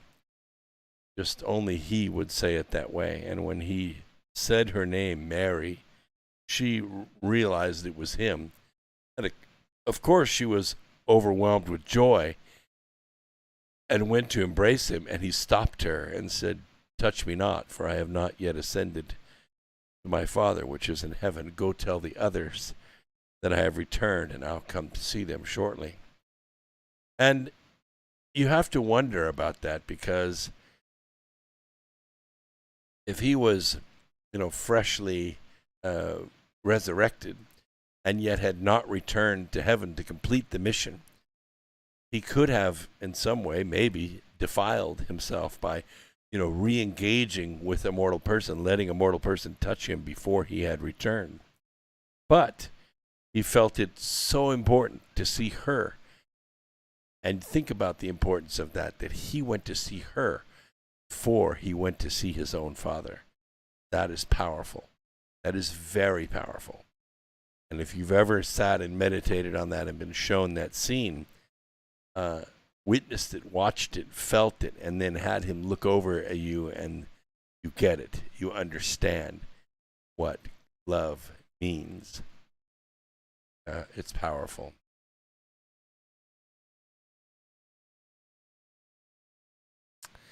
Yeah, it's interesting. Space Lincoln Landry says there is a story she got up before dawn and wiped his blood from every place had stopped. I don't know exactly what that means, but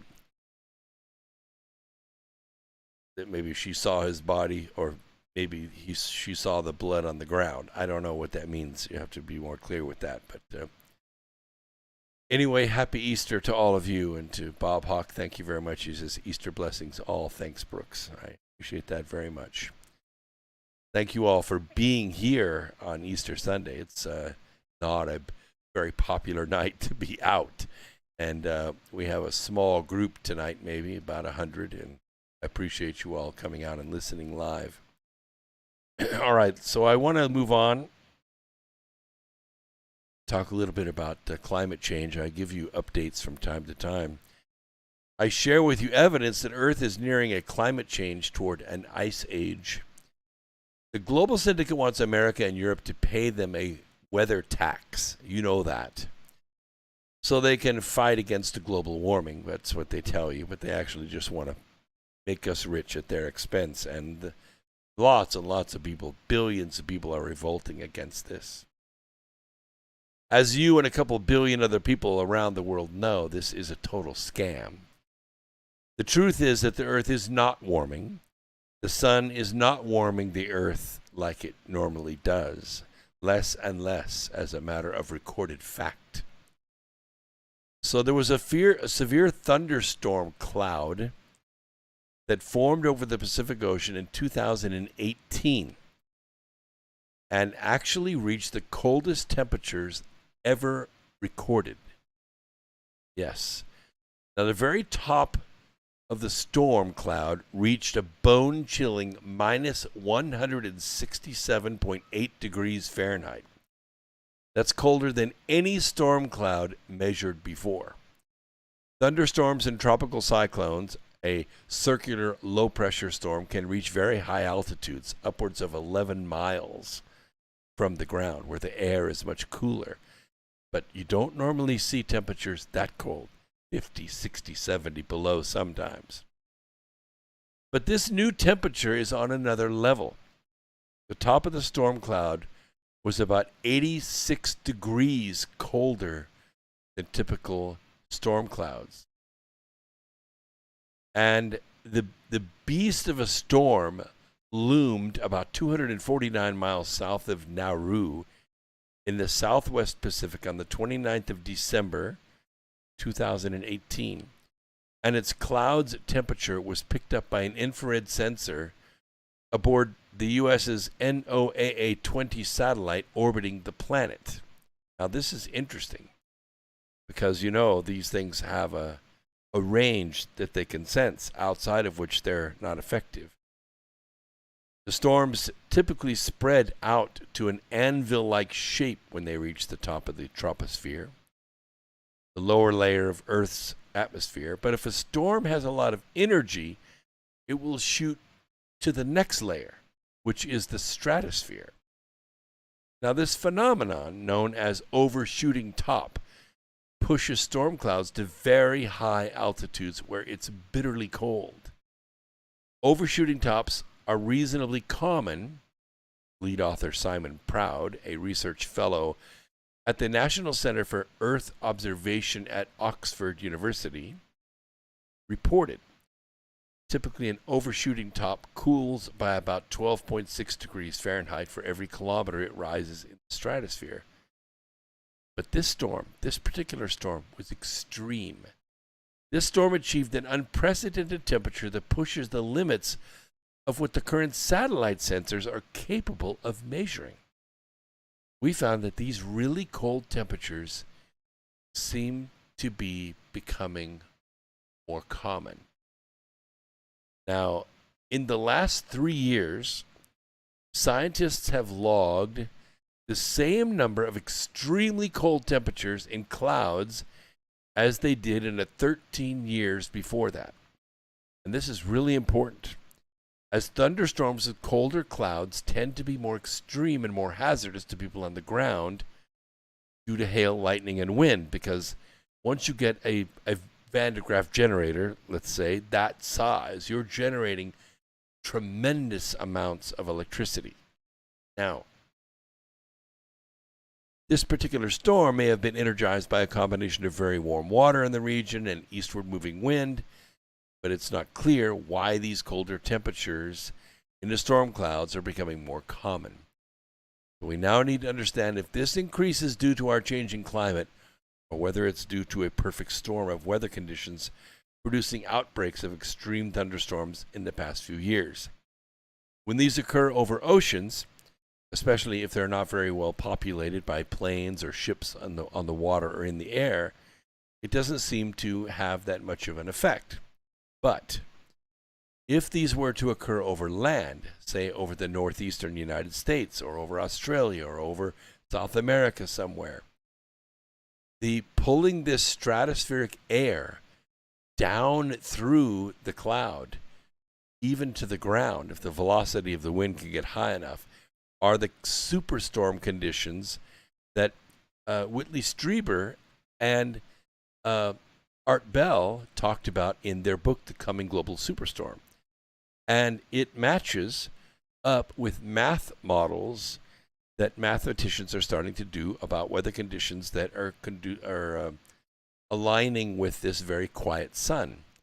Since the sun is not energizing our atmosphere is thinning, which means it doesn't have the insulative qualities that it once had, and that allows more energy to leak back out into space. That is something that that we're cautioning about, because we could be nearing an ice age, and these are the kinds of temperatures that can be brought on if that occurs. So that's why we're interested in that. So something else about sunlight here. Sunlight actually kills the COVID virus, and it does it rather quickly. A team of scientists is calling for greater research into how sunlight inactivates the SARS-CoV after realizing there's a glaring discrepancy between the most recent theory and experimental results. UC Santa Barbara mechanical engineer Paolo Luzzatto Fegiz,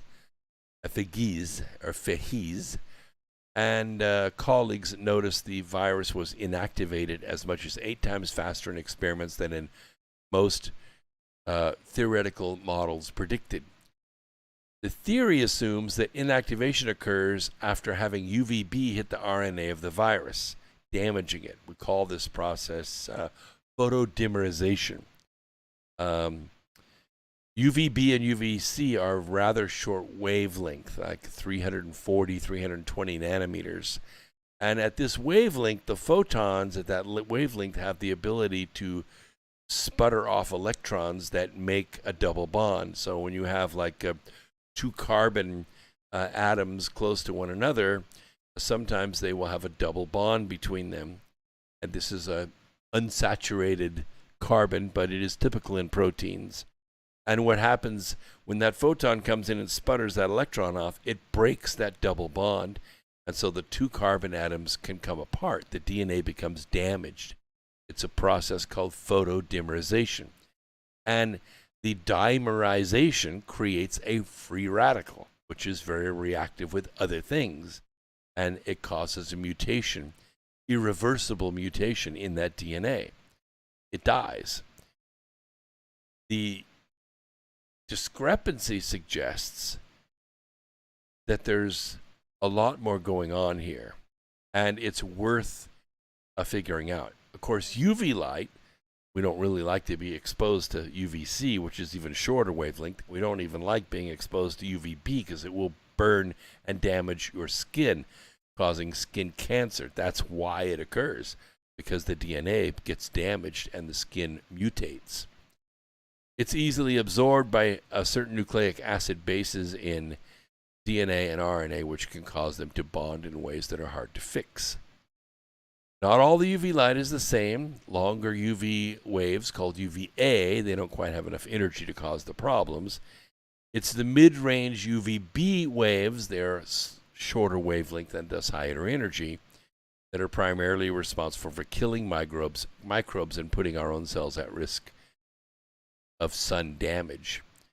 Short-wave UVC radiation has also been shown to be effective against viruses, but it's not something that we want to be exposed to on our skin. It can cause blindness. It can actually burn your eyes. And this doesn't really have that much contact with the Earth's surface at sea level, because the atmosphere has a tendency to block that off, and the ozone layer will absorb these very short wavelengths. I have a caller on the line in New York, but hang out because we're coming up on break. As soon as the break is over, then I'll bring you on. So just hang out for about 3 minutes up there in New York. In July of 2020, the experiment tested the effects of UV light on the COVID in a simulated saliva. We'll come back right after this break, TFR, so just hang out a little bit. Luzzatto and his team compared those results with a theory about how sunlight achieved this. It was published a month later, and the math doesn't seem to add up because the virus was 3 times more sensitive to UV in the sunlight than influenza A, which was the test virus. It had a 90% of the particles were inactivated in just half an hour of exposure to midday sunlight in summer. So it would seem like if you want everybody to get well, the place to go is the beach in summer, okay? Environmental calculations made by a separate team of researchers concluded the virus's RNA molecules are being photochemically damaged directly by the light rays. This is more powerfully achieved by shorter wavelengths of light like UVC and UVB, but as I said, UVC doesn't strike the Earth at sea level. It will at higher altitudes, especially up in the Himalayas or above 8,000 feet for sure. Experimentally observed inactivation in simulated saliva is over 8 times faster than what we had been expected from the theory, so scientists don't yet know what's going on. The researchers suspect it's possible that instead of affecting RNA directly, long-wave UVA might be interacting with the molecules in the testing medium, which also included spit or saliva, in a way that hastens the inactivation of the virus.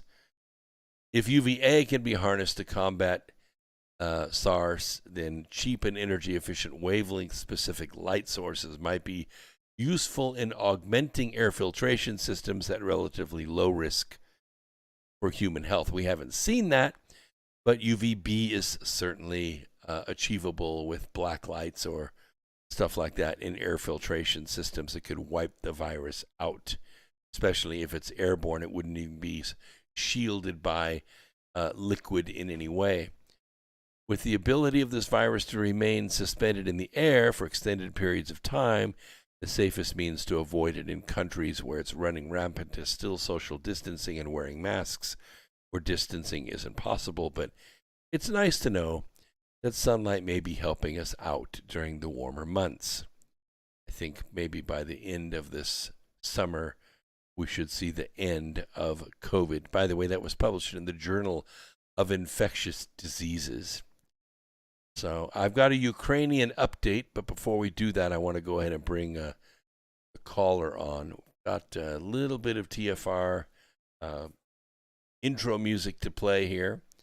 We're entering our 3rd hour, so just hang out with me, and we'll get right to it.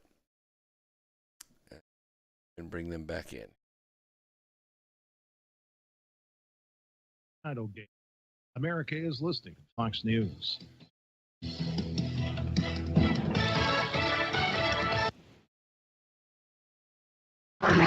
Into the truth frequency. Your protection from deception. This is Truth Frequency Radio.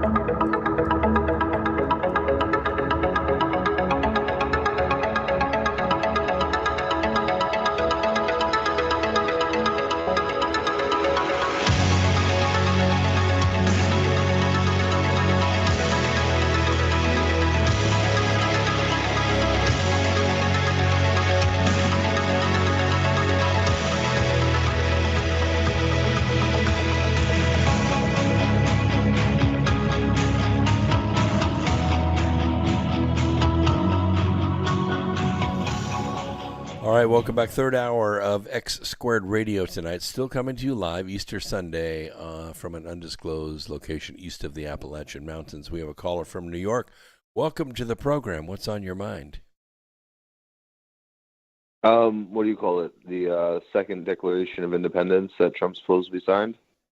That's one thing. And then the other thing is that I met a guy online, and he's supposedly ex-military, and he's looking into trying to get islands down off the coast of Florida for veterans, basically for other people too, but mainly for veterans to help with people, like kind of like a big prepper. Like he's trying to do like a big prep thing for like, you know, lots of people. Well, let's talk about the Declaration of Independence. What was that? So last year, 2020, supposedly Trump signed the Declaration of Independence, the second Declaration of Independence, and it's basically a rough draft summary of the history of what's gone on since the Civil War, since the end of the Civil War, and how America was indebted to the bankers because of the war, and how it was fraudulent in 1913. The whole us going bankrupt and then getting taken over again financially. So it's basically, it just goes over that and human trafficking and the global elite and the cabal of the deep state. And at the end, it states that as long as the deep state backs away from society and goes back to their homes and their places, they can keep their things and not die. But they have to leave everyone else alone, pretty much. I don't think they did that. That's basically what it's supposed to come down to. Yeah, I don't think they did that. I think they doubled down on it. I think they applied themselves and used their cheat by mail system to steal the 2020 election. That's why 500,000 of my friends and I went to Washington to stand a line and make sure that they knew that we were watching. Of course, the Antifa and all that went in and spoiled everything for everybody. And, of course, the global media empire made a big deal out of it, which it wasn't. And I think they kind of turned the tables. But, you know, how many days have we gone now? 70 days into Virtual Joe's administration. And you couldn't have torn the country apart if you had invaded it with the CCP any worse than it is right now. So I think, you know, my opinion is every day that we go on with this charade, it gets harder and harder to recover this country and put it back where it's supposed to be. Are those your thoughts too? Right. Yeah, but Trump, I don't know. What do you think about Trump? Because let's see the thing with Sidney Powell. And it was stating that, what do you call it? She stated that Trump could have done things differently, and she was disappointed in his lack of doing things or whatever. Yeah, I think we all are, you know, because Trump didn't just lose an election. He lost a country.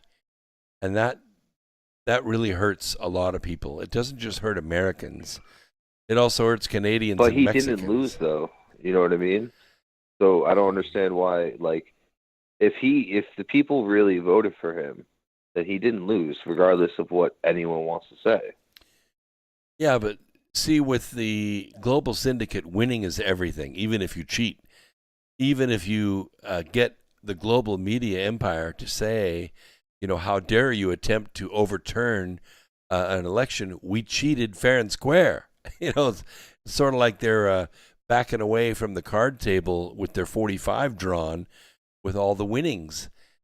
They have the gun, and everyone else is sitting at the table going, well, yeah, you cheated, but you have the gun, so go ahead and take the money. And that's pretty much what they've done. I don't know how to get it back is what I'm saying. If we could have done something, it would have been done on January 6th when they were debating about the Arizona being able to place a slate of electors that were chosen by the legislature, and other states were getting ready to do the same thing. Okay. So had those So let me electors unload on been you then. placed, then the election would never have fallen. It would have been a constitutional crisis, but it would have been the governors and their Secretary of States against the legislature, and the Supreme Court would have had to step in and said, I'm sorry, guys, but the state legislature trumps the governor. So basically, what's happened is Trump has helped to expose all of the people that would go against the elite, and all of these supposed Republican people that have now joined up that were all for Trump I agree. are now trapped inside of Capitol Hill, and all those people that are that went to the Capitol, that didn't even go to Capitol, that went to Washington D.C., are all subject to being arrested within 5 years because it's for one, did you know that it's a felony to protest anywhere near Secret Service? And that was written back in 2009 or 2010 underneath Obama. Obama signed it into law that it's illegal you get a felon, you can be fined. And all those rallies that Trump had the last 2020 were supposedly protests. Right? Yeah. They weren't rallies. Remember, they were saying see. they were protests, peaceful protests. And so it doesn't matter if Trump wants to do something about it or not.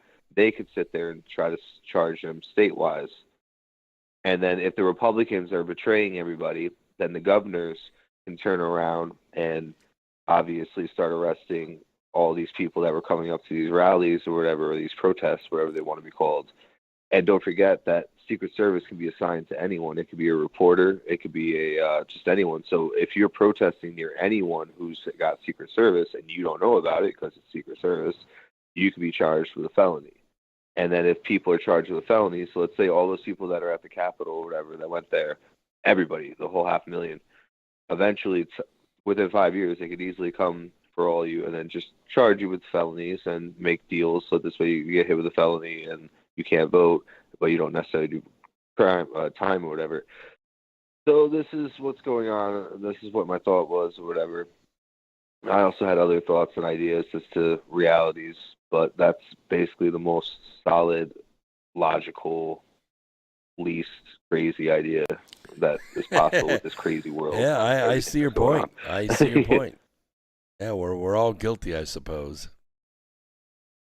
Space Lincoln Landry says in the chat room, the DHS is helping illegals.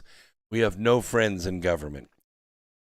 I kind of feel the same way. What we see happening on the border is, and then that comes down to cops, though. Like, what are we supposed to do about cops? Because cops aren't necessarily the government, but they're working for them. You know, there's no way around that. So they're an extension of these people that we now know are treasonous traitors or at best not good for the position. They don't care about the people, so yeah, they're just revenuers. Whatever I call them revenuers. They're just there to collect tax for the state. Right. So it's just a matter of like this is real situation that we're in, and people aren't discussing the real topics. Like for instance, what we're supposed to do about the cops.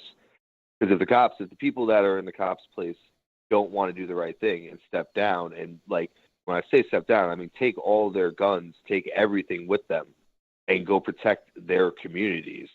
You know what I mean? Like that's obviously the step that's supposed to be taking place now.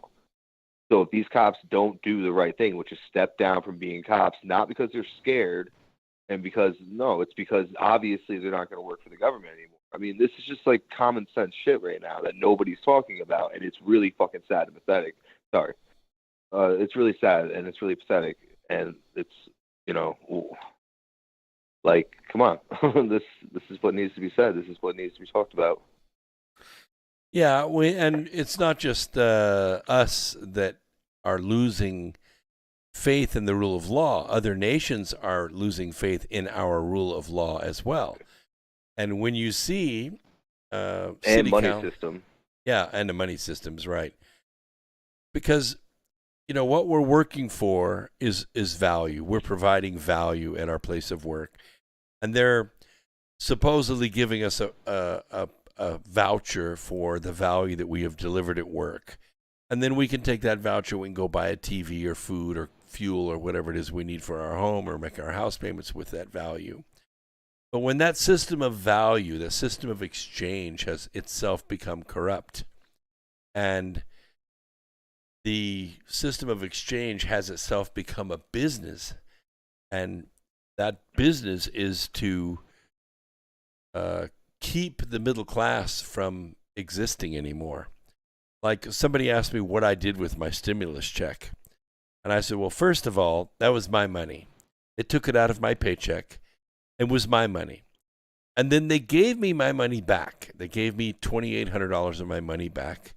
And I took the $2,800 and I paid my federal and state taxes with it that I owed.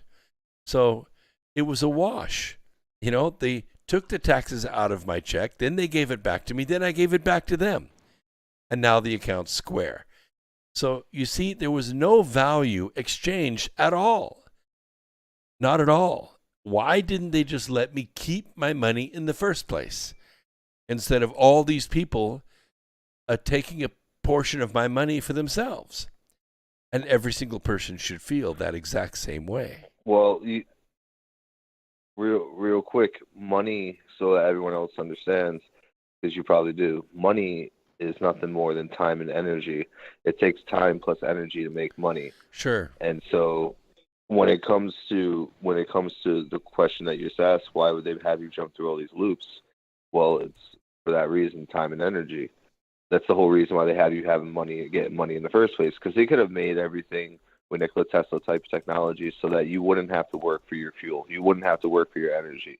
It could have been freely done. The entire world can be set up in a way that you don't actually have to pay money. Everything can be just you. You like to work on cars, you just simply work on cars. You like to help people with their mind, you simply work on their mind. You like to teach people English, you just simply teach the English.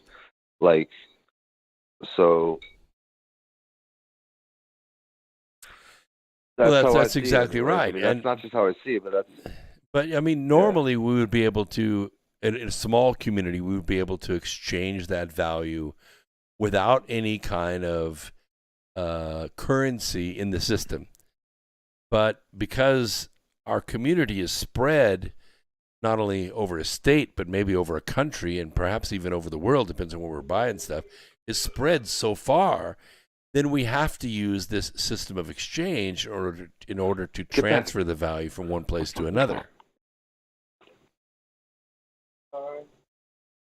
And that's the problem. Say that last part again. Oh, just sorry. Well, continue. What I was saying is, we perform our time and energy in our local community, but not everything that we would exchange that for is in our local community. Otherwise, it would be easy to barter one with another. You know, I come paint your house and you fix my teeth, kind of thing. But our community of commerce is much bigger than that. It spreads over the state and the country and maybe even internationally. So we need a system of exchange in order to get the value from, the car that I fix here in North Carolina to a book that I want to buy that's printed in Tennessee. That's just how we have to do it. And the issue is that the system of exchange itself has become corrupt. The people that are administrating the system of exchange have become greedy and are beginning to tap into the value that they had no part in creating whatsoever. And I think that's the problem. Well, yeah. With that regard of people not having much value or whatever, or not producing many things, it's also in human nature let's say you go and produce a painting, your value to that painting is how much other people value it, and how much other people are entertained by that. Sure. So in a sense, we need people that aren't necessarily producing, because they're going to be consuming, and it might not be necessarily food, but it might be consuming art. Their attention and time is built around whoever that person may be for whatever reason, their talent, skill, or whatever. So they might not be doing much producing, but like I said, they're consuming. Their consumption is there for a reason. It helps to cycle into the whole. Because some people, the more people that like their stuff, the better they produce. You know what I mean? Yeah. Higher demand So and lower supply. it helps to make them produce better. Right. Yeah. Higher demand and lower supply. But when, like, for instance, my bank, normally if you keep let's say a balance of $500 in your checking account, you don't pay a fee. Why? Because the $500 is sitting in the bank, and the bank can use it to exchange money on the money market when the banks close, and they make money off your money. But what do?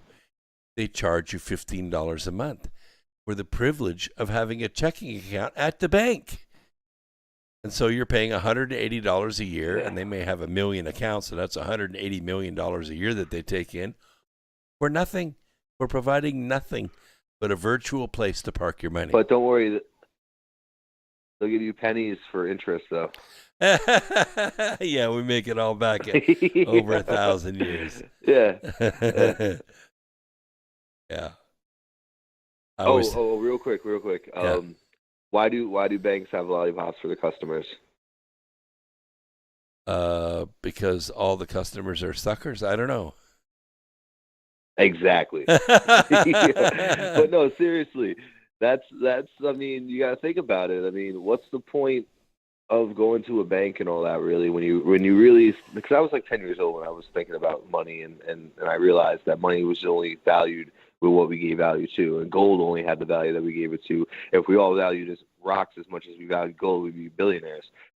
So I mean, trillionaires. So it's just like, you know, ever since I was a kid, I just never saw any real importance in money. And from there, you know, I could see the rest of society is fake too, and it's just like people need to wake up and stop being fake and stop accepting this fakeness. That, you know, it deals with everything. We can't if we're gonna be real, if we're gonna have a real society. You especially can't have an entire system of finance built on beliefs, and that's it. Like, just like I believe that this gold is worth a lot because not many people have it. Like, why does our system need to be set up that way? Why can't it be opposite? Why can't we value what there's much of? Why can't we value that's right. And like, anyways. And if you look over time, what happens is you have this elite, the ones who have more than they could ever spend in 100 lifetimes. And what's their biggest fear? Their biggest fear is poverty. In fact, their biggest fear is that someone else will come and try to share in their stuff, which is the middle class. They hate the middle class, so they want to make sure that there are only two classes of beings on the earth, them and the impoverished. Don't do that. They don't want a middle class. Stop. You got a plate right there. Yeah, I'm hearing you. There's something going on over here. That's cool. That's cool. Yeah. Happy Easter, speaking of which. Same to you, my friend. Happy Easter. Yeah. And, yeah, so basically, it was a very good conversation, and I'm sorry there's some stuff going on here this time, so I wasn't able to no problem. Okay. listen on everything. All but right. Happy Easter, and I basically wanted to mention the independence and whatnot, and what is the point of Trump of him doing what do you call it? Like, for instance, that girl Jenna Ellis, right? Yeah. Trump's lawyer or whatever. Yeah. She made that show. She started that show. Have you seen it? Just the Truth on the American Voice channel or whatever. Yeah. So my point is why is she like, her whole show's about the law and the Bible. Now, why would she be wasting her time promoting this if she thinks that the country is going to go down? You know, and then Trump's also starting his own whatever you call it, his company, his social media company, and on top of that, he used to have an airline company. He can restart an airline company. All these businesses that are canceling all these Trump supporters and all these people in general, Trump could pick all of them up, like the entire world. He could start building a business, Trump Burgers and Trump Airlines and Trump this and that, or whatever he wants to do, MAGA, whatever. It's true. And just take all these customers and all these people and just start making trillions of dollars. That's what's going to happen with the social media. He's got, the instant he starts his social media, he's going to have 80 million followers. Social media, that's what I'm talking about. Yeah, right. Like, it's not just social media. He can go way beyond that, and he could. already technically has. Like, he already had them, so he might still have airports. You know what I mean? That he bought, or at least has some money, or like, you know, stock in or something. So, well, I would follow because we need a good leader, and he's a good leader, and I just think that he cares more about the country than he does himself. I appreciate you calling, my friend. Have a great week. Thank you. And you too. Happy Easter to you. Yes, you too. All right, Earth Explorers. Let's. We got about 4 minutes left in this segment, but I want to talk about Ukraine because I've been giving you for about 3 weeks now my updates on the Ukraine, and slowly but surely the other pundits out there, other Earth Explorers with their own programs and access to video and podcasts are coming around. As you know already, Virtual Joe is heavily compromised by wealthy oligarchs in Ukraine who have been laundering U.S. taxpayer funds and feeding Hunter and Joe money on the side for filling the funnel with money, our money. Those oligarchs don't want any part of Ukraine to be annexed to Russia. If they do, their 1,000-year-old game is over. 2 states in particular I've been talking to you about, Donetsk and Luhansk. Fighting has been ongoing for about 6 years in this area, 6 years. Although your news doesn't tell you about these things, there are 3 factions involved. There is NATO with their SS-style soldiers trying to take over the states for the global syndicate to control. They also use Al-Qaeda fighters, by the way, as they are good at it. There are what people call the separatists. These are people who want to be annexed back into Russia. They are communists, but only in their form of government. They are fighting the NATO SS soldiers on the streets and have been for many years. There are the oligarchs who want to hold onto Ukraine as a sovereign country and continue to take the spoils of their centuries-old fiefdoms. They fight the separatists and the NATO soldiers. These are the ones primarily fighting to keep Putin out of the country. Now, thus far, Russian forces are moving into defensive positions to counter the aggressive advances of NATO forces. For about 9 years now, NATO has been moving artillery, planes, and troop positions closer and closer to the border of Ukraine. NATO tell the news that the people of Ukraine are asking for their protection and their assistance. Putin knows from a century of fighting them that they are moving their supply chain close to Russia in order to attack. He wants them to stop, but they are not listening. Heavy artillery fire from the Ukrainian army has rained down on Luhansk late Friday evening as the army attempted to conquer the breakaway state. Numerous civilian buildings have been hit, huge explosions in the area of the capital school number 50, which is in the Malaya Vergunki district. MLRS also being used by Ukrainian military. Donetsk forces front lines are being struck. Numerous civilians have been injured or killed. These states want to be annexed the way Crimea was annexed 6 years ago. Now, the global syndicate's trying to block the Nord Stream 2 pipeline. It's being laid right next to the Nord Stream 1 pipeline through the Nordic waters to reach Germany directly. It has been reported that European vessels have been recently filmed ramming the pipe-laying ships and submarines being deployed to screw up the pipe being laid for the Nord Stream 2 gas pipeline from Russia to Europe. The Nord Stream 2 gas pipeline is being constructed from Russia to northern Germany along the floor of the Baltic Sea. President Donald Trump spoke bluntly to Europe, saying, and I quote, "You want the U.S. to protect you from Russia, but then you enter in an agreement with Russia to buy billions of dollars of gas from them." Trump went on to ask, why should the U.S. continue to pay billions to protect Europe when Europe chooses to do business with the very entity they seek protection from? That was a very valid point. The answer lies with Virtual Joe being deeply compromised by the global syndicate in his criminal money laundering in Ukraine. This is why Johns McCain and Kerry and Victoria Nuland started the civil war in Ukraine in the first place. They want the gas to be supplied from the Golan Heights through Iranian control. It will be the cash cow for the syndicate and give them control over half of Europe. This is why I have been saying that the Nord Stream 2 pipeline has become a very much larger issue than anyone has led you to believe. Now, Virtual Joe wants to stop it from being completed. His high crimes go beyond anything any president has ever done. He is using our own naval vessels to conduct this criminal activity. This isn't private industry doing this. It's one or more governments doing it.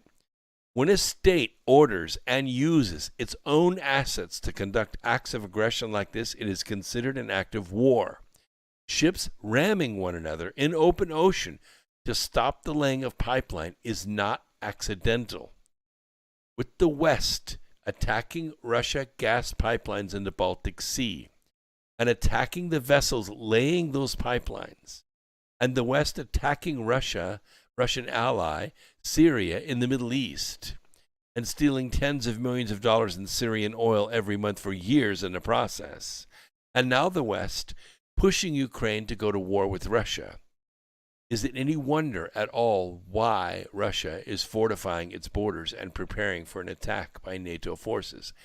Everything Russia has done has been defensive so far. The only question on my mind right now is this. If the Ukrainian President Zelensky announces he has been attacked by Russia, with Virtual Joe, would he send American kids to die for their civil war? Will Russia dare invade Ukraine? Would Russia move to block the Suwalki Gap? A lot of you don't know what the Suwalki Gap is, but I'm going to explain that to you. The possible isolation of the Baltic region is linked to what's called the Suwalki Gap and this geostrategic position of the Kaliningrad region. The Kaliningrad region was historically belonged to East Prussia, but it was annexed. In a second, I'm going to bring TFR back in about 45 seconds. It was annexed by the Soviet Union after World War II and operates now as a federal subject of the Russian Federation, although it is completely separated from the Russian mainland. The Suwalki Gap, or corridor, is about 115 kilometers wide, and it's a border between Lithuania and Poland. It connects Kaliningrad with Belarus, Russia's long-standing ally in the region. Back in. EnigmaTV.com.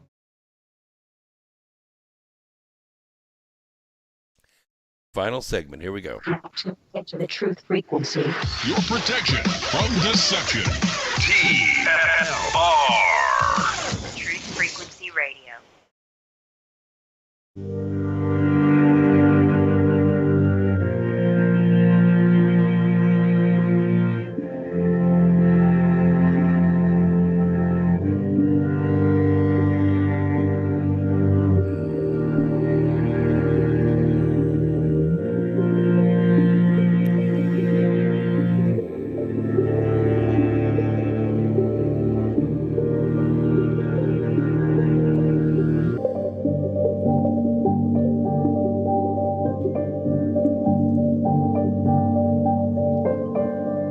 So the aim of Russia's well-targeted actions in the region is to delegitimize the NATO alliance and furthermore to challenge the current international security order and replace it with a new one, where Russia has significantly greater authority and influence.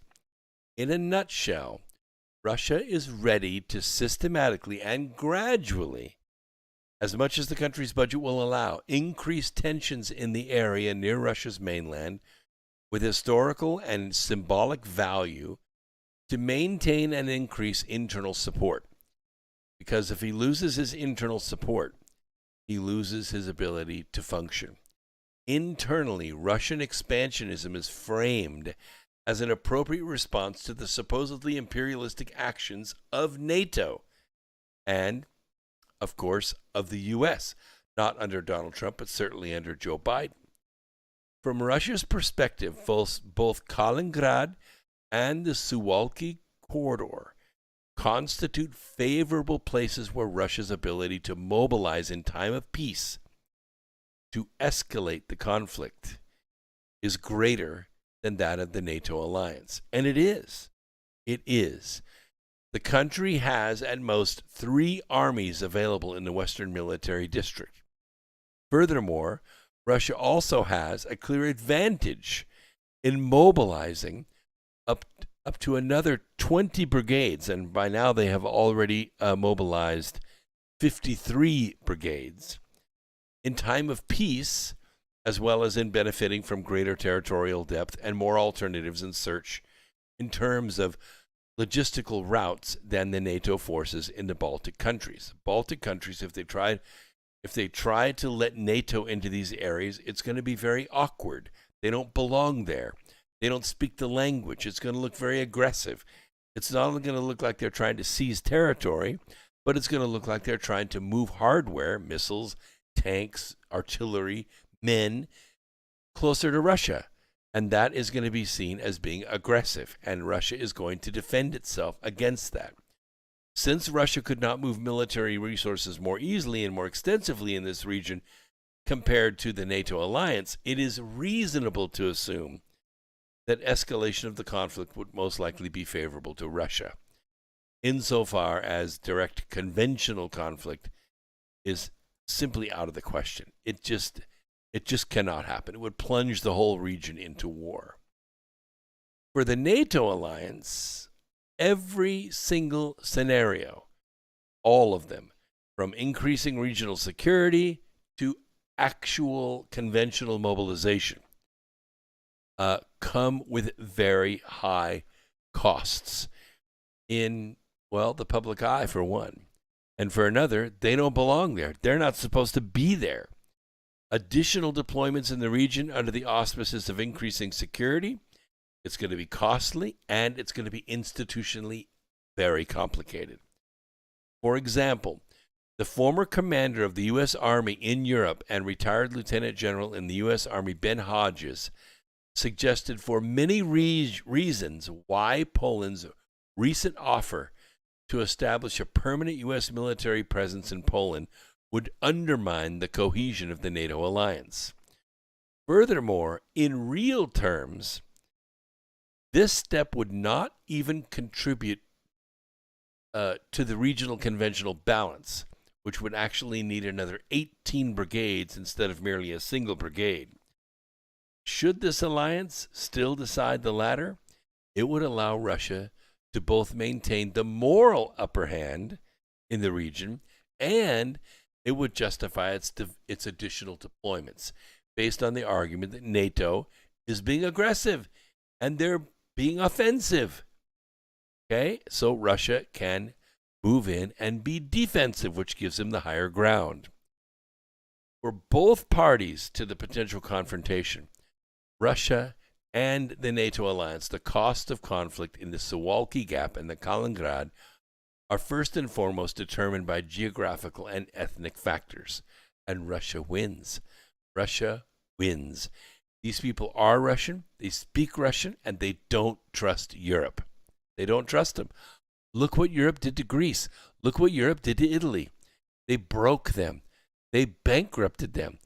And they would do worse to the Ukraine. The potential costs associated with geographic factors would most likely be significant for both parties because specific capabilities and tactics are going to be needed to conduct military operations. And that's going to be the political balance, no doubt about it. Now, as far as the ethnic factor in the Suwalki corridor is concerned, at first sight, Russia seems to have a disadvantage, but that's not entirely true. That's just on the surface. Ilak and Sliwa point out that the population in the Suwalki corridor mainly comprises Polish nationals. There's about 2.5 million people in this area. It's not sparsely populated, okay? There are only about 11,000 Russians living in the Suwalki corridor. So on the surface, it looks like Russia doesn't really have an ethnic reason to be there, okay? However, it has argued, and I agree with this, that a potential Russian influence still exists in Suwalki and refers to Russia's attempts to attract Polish citizens to take part in militarized tournaments and other events. For example, the International Paintball Tournament, Road to Victory, which in various years has also involved participants from Poland. Also, some Lithuanian radicals, most likely supported by Russia, have raised claims in social media that Lithuania should regain the Suwalki corridor from Poland. Lithuania obviously is not Polish, even though the Suwalki borders Poland and Lithuania. Having Lithuania take possession of it would be provocative, to say the least. Now, there's another issue here, and that's whether the population of Kaliningrad would be exploited by Russia to initiate conflict in the region. I'm not sure that it would, even though these people are very, very smart and very, very hardworking, and they control a key piece of real estate. It's sort of like controlling the ingress and egress to a neighborhood. You control that ingress and egress, and everybody that lives in that neighborhood goes in and out of that neighborhood. They have to use that ingress and egress. It gives you a position of authority. So this position, even though there's only 11,000 Russians, does speak in favor of Russia and to diminish the potential costs of the conflict. For example, costs related to information warfare, justifying and searching support for Russia's aggressive actions in the region. It's only aggressive when it's reported by NATO and by globalists, global members of the global media empire. If you talk to Russians, if you talk to Putin, he is just making sure that NATO doesn't move additional hardware, missiles, howitzers, troop positions, barracks, closer to Russia to make it easier for them to attack him. In 2006, the SEZ, which is a news organization, this agreement with the news organization and all the authorities that are in the area, it was updated with new federal law. And it gives enterprises the right to export goods manufactured on the basis of imported components to Russia without paying duties and taxes. And this is important, but that was only up until April of 2016. And the right to export such products until 2031. These privileges have expired amid Western sanctions on Russia. And the end of the SEZ, this agreement, is expected to have a negative impact on at least 785 local companies that currently employ 24% of the local workforce. This is exactly what Virtual Joe has been mixed up in. Now, although Russia was not able to prevent NATO enlargement into Visegrad, its leaders have informed the West with unmistaken clarity that they view the Baltic membership in NATO as a red line that should not be crossed. and will consider any NATO expansion into that region as a direct threat to Russia's vital national interests. This is a very, very big deal. In fact, this is the whole Monty. This is what it's all about. Now, NATO has launched several initiatives, such as the establishment of the Baltic Air Policing Mission in 2004 to guard the airspace over the three nations. They have done joint exercises, which is very provocative. They've done investments into BaltNet, which is the Baltic Air Surveillance Network and Control System, and military exchanges. And Russia has constantly criticized these initiatives. You shouldn't be doing it. This is provocative. This is invasion. And as a response, Russian armed forces have conducted large-scale SNAP exercises. Also very intimidating. Flying airplanes right up to the border, flying helicopters at night, drone surveillance, stuff like that. They violated airspace and conducted Navy maneuvers close to its exclusive economic zones to demonstrate its significant capabilities when it comes to facing NATO. And NATO is afraid. They are afraid. To sum up, both the NATO alliance and Russia have different advantages and disadvantages with respect to potential future escalation in the Suwalki corridor and the Kaliningrad region. The main weakness of NATO is its reliance on public opinion. It's not going well. It's not going well. Conceptually, at least, the alliance has much deeper pockets, even though it is an entirely different matter whether its superiority of resources can be realized in practice, because they could go broke so easily. So easily. They're just hanging on by a thread. The whole EU is. Russia enjoys a public affairs advantage. Okay? They're the underdog. They're the ones being approached. In that it must meet few demands to justify its military actions, which may allow it to outlast NATO in a conventional force brinkmanship scenario, despite having much fewer resources. They have fewer resources, but their resources are better. Unhappily, and despite the apparent irrationality of all the parties, the dynamics of the current relations between Russia and NATO, the alliance, clearly points toward escalation, and that's what's happening. Today, Russia is accusing the alliance of provocations and instability in the neighborhood regions of Russia. And I'm going to quote Putin right here, and you just tell me what you think.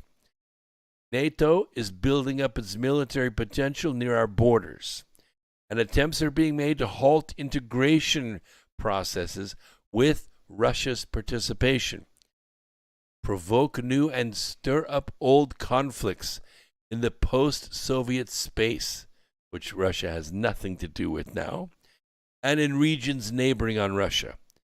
With all of the ensuing consequences, military and political instability, the growth of smuggling and crime, and acute humanitarian problems. Close quote. It seems that although both parties to the confrontation have sent each other costly signals, the current deterrent strategy, it ain't working. Conducting more and more complex military exercises and increasing military capabilities in the Suwalki corridor and the Kaliningrad region have not made the opponent more afraid. On the contrary, it's pissed him off. It has forced both sides to further mobilize their resources. Now, in my opinion, Russia is quite capable of not just sealing off the Baltic states in the bubble that covers air, sea, and land dimensions, but also of fiercely contesting other spaces of critical importance to military operations. They are clearly superior in the electromagnetic spectrum. They control the cyberspace, even control outer space, as Barack Obama diverted money away from space research to favor his building of ISIS. Putin fought against ISIS and kept them from unseating Bashar al-Assad. Right now, I think the military conflict between Russia and NATO alliance cannot be fully excluded as a possibility in the near future. Do I think it's the brink of World War? No. The global syndicate may choose to push Russia to the last line of escalation, or else force Russia to either surrender in economic terms or get involved in an actual conflict. I believe they have concluded that if they can push Russia into armed conflict in the Baltic region, it will mean the end of Vladimir Putin's political regime. I think that's what they think.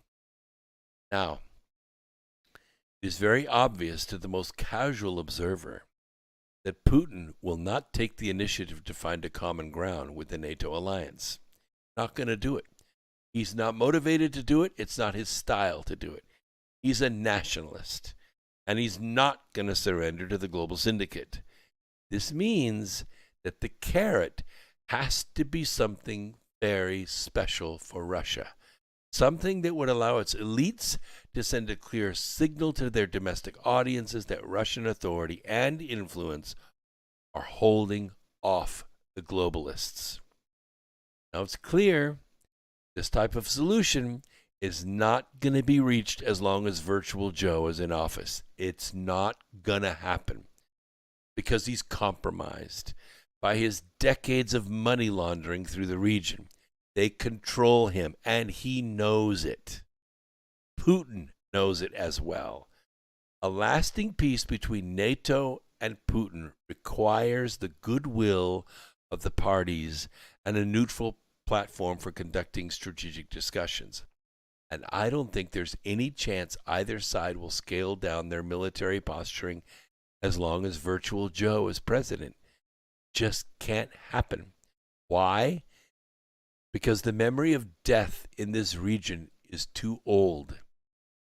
If Victoria Nuland or someone like her gets anywhere close to the planning table, Putin will wipe out NATO forces where they stand and let the chips fall as they may. The people of the world know the truth, and there is no possible way NATO leaders can get around that. They can't stop it, because as long as we're here and other podcasters are out there sharing the truth, it's not going to go away.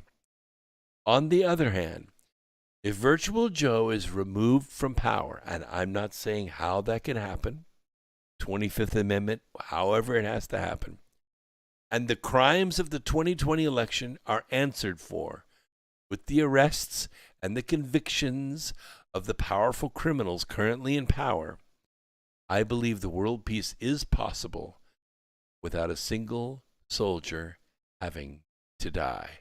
I'm serious.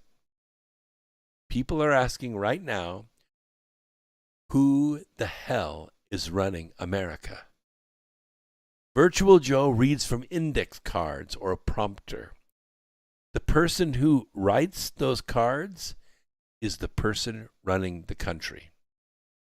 That person is unelected, and you can't even speak to this person. But make no mistake, practically since Virtual Joe assumed office as President of the United States, the world has been wondering who the hell is really in charge. And at this point, everybody knows it ain't Joe. Now, many have surmised that it must be Biden's Vice President, Kamala Harris. I disagree with this. This is a monumentally unlikable and unintelligent individual. Harris was so unpopular that she was the first candidate to withdraw from the Democrat primary. Black men especially know what she is. In my humble opinion, the person or persons actually running this presidential puppet show want nothing to do with allowing a megalomaniac in waiting heels up Harris into the highest office in the land. She has zero powerful allies. And despite her success with trading sexual favors for powerful jobs, she's not that bright. No sex is good enough to become president. I'm sorry. And then there's the Wicked Witch of the West. Daniel Greenfield at Front Page Magazine believes that the most powerful elected official in the country isn't Joe Biden or Kamala Harris. It's Nancy Pelosi. I also disagree with this. Although Pelosi thinks she is the most powerful woman in the world, she may think she deserves to hold the pen instead of the mallet, but she's not running the show. I believe it's actually Susan Rice that's really running things as far as policy and the speech writing. She's wicked enough, she's smart enough, and she is, after all, an Obama loyalist and confidant. She appears highly intelligent, much more so than the current VP or the Wicked Witch, and likely has many more inside the Beltway allies than the other two combined.